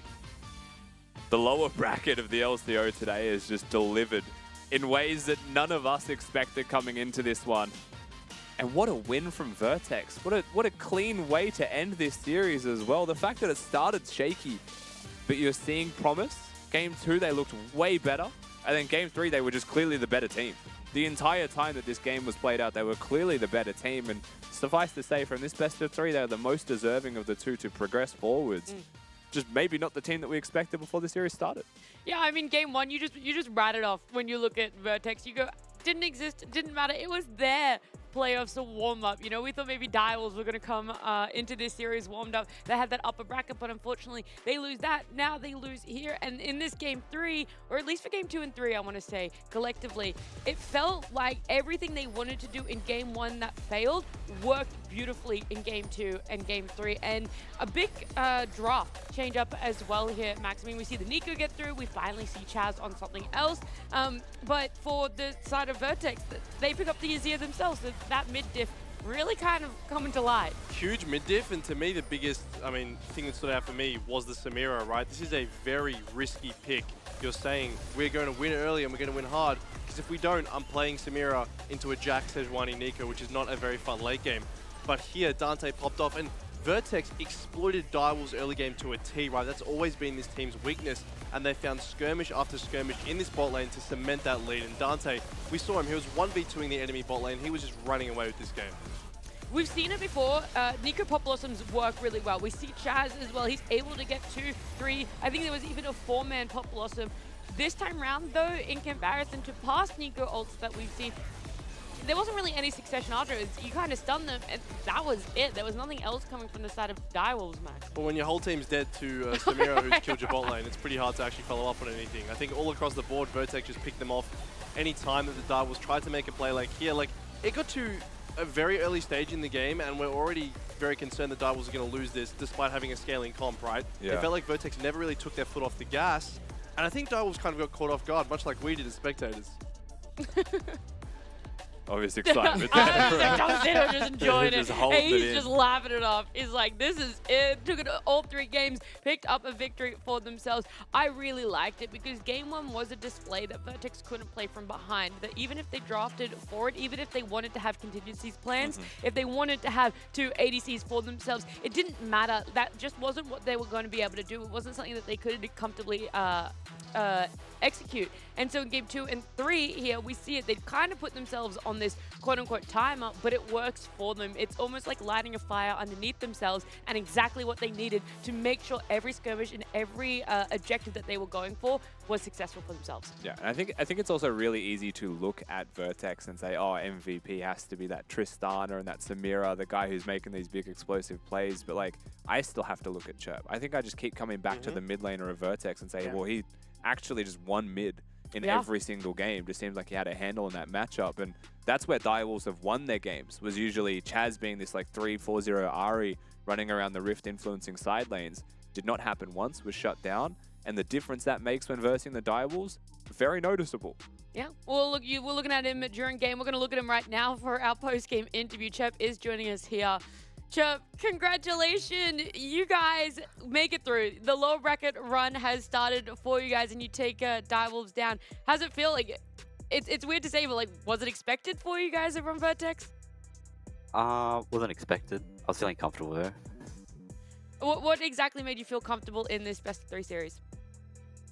I actually don't know. Well, like every game, I felt like my champion was pretty good draft, so that made me feel pretty comfortable, I guess. Speaking of draft a little bit, you guys opted for the really bold Samira 5 pick. Can you take us through a bit of the comms that led to that pick? I don't know. Dante just said like Samira sounds so good here, then everybody hyped him up. That was kind of it.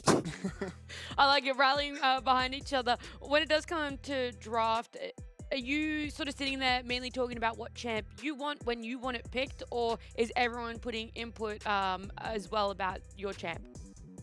Everyone has input, but it generally comes down to like the person on what they want to play. All right, cool. So looking ahead to tomorrow, you guys play another best of 3 up against Mammoth. Take us a bit through how you guys are planning to approach that. Are you taking the night off, or are you straight into prep for tomorrow? Should be prep. Awesome. Well, Chub, look, congratulations. We'll let you go. We'll let you jump into that prep for tomorrow. Congratulations again on winning this series. Okay, thank you. See ya. He has a word for every time he lost mid lane. So a whole Not 0. very I was going to say, he has a lot to say. You ready for that prep? That was a good one. We're prepping. We're prepping. Yeah, I mean, it's hard for those guys. I mean, Mammoth, they played yesterday, they played today, they're playing tomorrow. For Vertex, they played today, they're playing tomorrow. So there is a lot of, you got to keep the ball rolling, and it's going to be really tough now. And I will say one thing, right? If you're Mammoth, I'm pretty confident. I'm pretty confident in saying that Mammoth probably wouldn't have prepped for Vertex. He's good at that, isn't he? Right? Out of all I agree. teams, I would say that Mammoth is very caught off guard, much like we were, that Vertex actually managed to get through. So that throws a big span in how they're actually approaching tomorrow. Yeah, they might have been prepping for Direwolves. Who knows? It is going to be Vertex for them, though. Let's see our MVP. A lot of eyes on Dante. A lot of eyes, or words, I guess, from Rusty there about keeping eyes open for Chirp. But who did you guys vote for in Twitch chat? Let's see. Let's take a look at this MVP. It's going to be Dante. It's hard to go past the flashy ADC, Rusty. It's pretty easy to think about game 1. Okay. Okay, yeah, no, you're right. Maybe a little bit of recency bias. I think he had a fantastic game 2 and 3, and again, like, it's easy to credit the AD carry with the work of the team because the team was so much better in game 2 and 3 as well. Rel from Rosie was finding a lot of those angles and is a large part of why he was able to get those kills, but Dante with those kills is clean with it in team fights and absolutely is a commanding ADC in his own right. Always has been, and I think it comes as no surprise that he's worthy of an MVP. Yep. Any other honorable mentions? We've obviously said Chirp. I want to say Tomasino, but that was Tomasino game again. 1. Yeah. I mean, yeah, ultimately, the fact that you can go and just, keep Zoran as locked down as he was, I think it's a commendable effort. I mean, for all the thing we said today as a whole, for the collective of today, of like, oh yeah, pound for pound, we think these matchups should go this way, and it just hasn't. It's crazy. They've proven us wrong. I enjoy it when they prove us wrong. There's always something to be said about these two teams, how they're going to stand up for themselves. Play of the day. There's been 5 games today, so there's a plethora of... I had one in my mind and it's gone. Come I on. think it was game 2. Of this series? Yeah. Is it from this series? Champion? I'll give you a hint of this from this series. Was it game 2? I'm going to say it's Chirp's scoop from the Dragon Pit, where he brings them back in the tri-bush, and they win the fight. It's a pretty good guess. Is it? It's a pretty good guess, I'd say. Good enough that you're ready to roll the tape? I think we are ready to roll the tape now. Soranus' 5-man stun honorable mention. Honorable mention. That was what it originally was. Yeah. And then this happened. And then this And Max happened. is going to play-by-play it for us. Well, we have a billion things happening on your screen at the moment here. Dante spinning, gets the original kill, takes down Prated. Is this actually the one that I was thinking of? Yes, it is. Yes, okay, it is. so Tomasino gets the stun originally. Keep your eyes on Chirp here. The man of the hour lands a nutty streamer shuffle. I don't know how that hits decoy, by the way. That's got to be like the exact pixel to hit him there. I thought he was going to get 2 at most, but ends up getting a 3. And this is really the play that blows the game open for the side of Vertex. This is like Nautilus tech, where the hooks just shouldn't be Oh hitting. my god, I remember that one from yesterday. I was like, all right, that's a The BS. flash I'd one? be rage quitting. I would be absolutely rage quitting You know if that what's happened to me. crazy is like caster cursing to a level I've never done it before was me saying Direwolves just continue to play slow and the game's pretty good And then for them it because their legit happens. scaling is strong and then like 10 seconds later. Dude, wait, how? Yeah. That literally was right on the Dude, edge. they're I'm all- watching that again. Yeah. Because it starts behind you, Yeah. I think it adds that little bit extra, but It does. that is like It's one of those things that you're not Yeah. actually sure what exactly is the hitbox. Like, you know there is one, and it's like, is the animation just that little bit further out from the hitbox, or is the hitbox exactly in line with it? So, hey, whatever it is, Chirp knew it Worked. to the absolute extent, and he got that nice little 3-man ult there. So, I think it's just cool. Like, as much as we talk about time being the enemy for some of the teams like Grand Zero and Kanga, it's almost in a funny way. I'm not sure if it's a personality thing or a player thing or whatever it may be, right? But it's almost like the time hasn't been an issue for them. They've actually gotten stronger and stronger and stronger. And now they find themselves in the playoffs, and now they're taking down big teams like Direwolves with all that experience behind them. It's phenomenal. So I actually have no idea what to predict for tomorrow. yeah, it's going to be a tough one. We can have a look at our bracket, though, so you guys can see how today played out, how yesterday played out, and how the rest of our week could potentially be playing out. So, obviously, yesterday we had Team Bliss and Chiefs. They got their 2-0s. They're in that upper bracket final. Whoever does win it will be taking the first slot to PCS. That's not until Thursday, though. Today, we had Mammoth 2-0 PGG. Vertex 2-1 Direwolves. So now we're going to have Mammoth up against Vertex tomorrow night. And I have to say, guys, the saddest thing about seeing PGG go out is that we will now never see their house cat. That's very true. Yeah. yeah, it's good. Also, our predictions are in shambles. Our predictions are in Our shambles. bracket No, predictions. didn't you do Mammoth? I said Mammoth will get through, but what's interesting, right, is the upper bracket went exactly how most of us predicted. Yeah. And the lower bracket, literally the exact opposite of every single one of my predictions is how that went. Yeah. Oh, our power rankings. Okay, my power rankings are in shambles. Oh, everyone's power rankings are in shambles. Oh, yeah. yeah. Do Surely we based it off regular season, not playoffs. Oh, Yes. Yes. Yeah, yes. that's how it's Yeah. going to Yeah. be. So we've Yeah. just decided that our power rankings was sick. Yep. Yeah. let's okay. say That's so. why we alright. did different rankings True. for playoffs, Hey, right? he's found the loophole. All right, I don't care enough. Unlimited Exactly games, what but no Rusty said. I will give it to you if you never bring that up ever again. I can do that. Okay, then power rankings are done off regular season. Bacon. Yeah, you're done. Wasn't me. Wasn't me.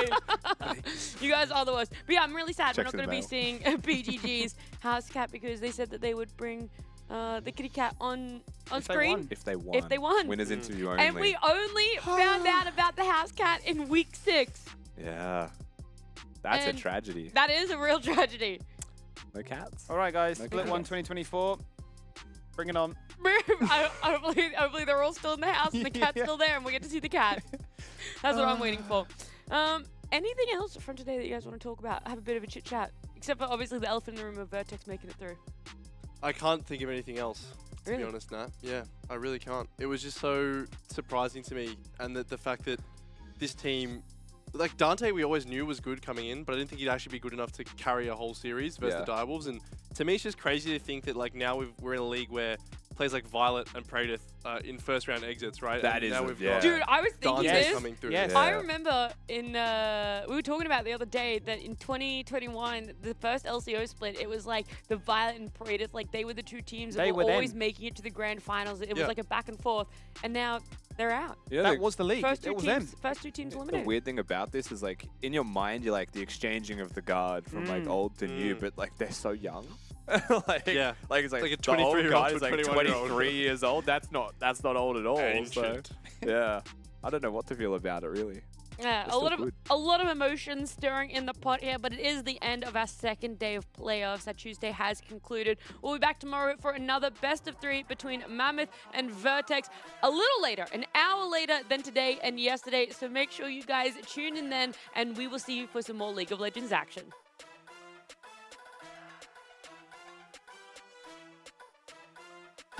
Is up and available. They really like to put a contest up for that one, but they find Snorley. They look to try and lock him down. Out goes the Moonlight Vigil as the Mega still connects. But Yellowstone goes golden to Nice for the meantime. Tin in the backline right there with the one-man ultimate up against the walls. Looking to try and keep them as humble as he can. And Violet in the absolute thick of it. Frontlining as an AD carry is the one to fall on down. I guess looking at this play bottom, Pensonet's starting to group up as best they can, but this tower at risk. Oh, look at the ultimate from your side. He's locked the entire team down. And surely now the kills are coming in thick and fast. They found one. They removed the VA, got the pillar as well. Make sure that you aren't running back home. The base is not there to protect you. One man ultimate guarantees that he's in trouble. The redemption goes down, but that's Dante flashing out of it and Predator sniping a kill one more time. He is so strong right now. Still turn his attention on Rosie and make it a double. Looking to find a little bit more as Jax will get in on those spoils of war. He's still got double summoners and holds them till he dies. As Church claims a meaty shutdown. And then it was Tomasino and a dream, and he can knock back all 3, but it won't prevent the ace. It is a slower drawn out affair, and they're going bottom now. Well, they certainly are. Predator's the focus, and Predator's the one that's falling on down. Out comes the Inferno trigger, and the Collector does just that. Collects kill number 1. The Samira sitting pretty right now. Out goes the Glacial Prison. Rosie the one stunned on down. Out goes the Pop Blossom as well. The ultimate's been flying with the Chirp ultimate. Swings them all back into his team. The reinforcements are here. We're looking for more though. Rusty Winner kickstart the fight as the link up between both the jungle and the support. The response is the Nico to try and turn it around, and they'll find one so far. Can they find a second? It does not matter, because look what Dante's done. He's single-handedly removed the bot lane of Direwolves. He rocks up now, spots the low, Chaz gets a triple.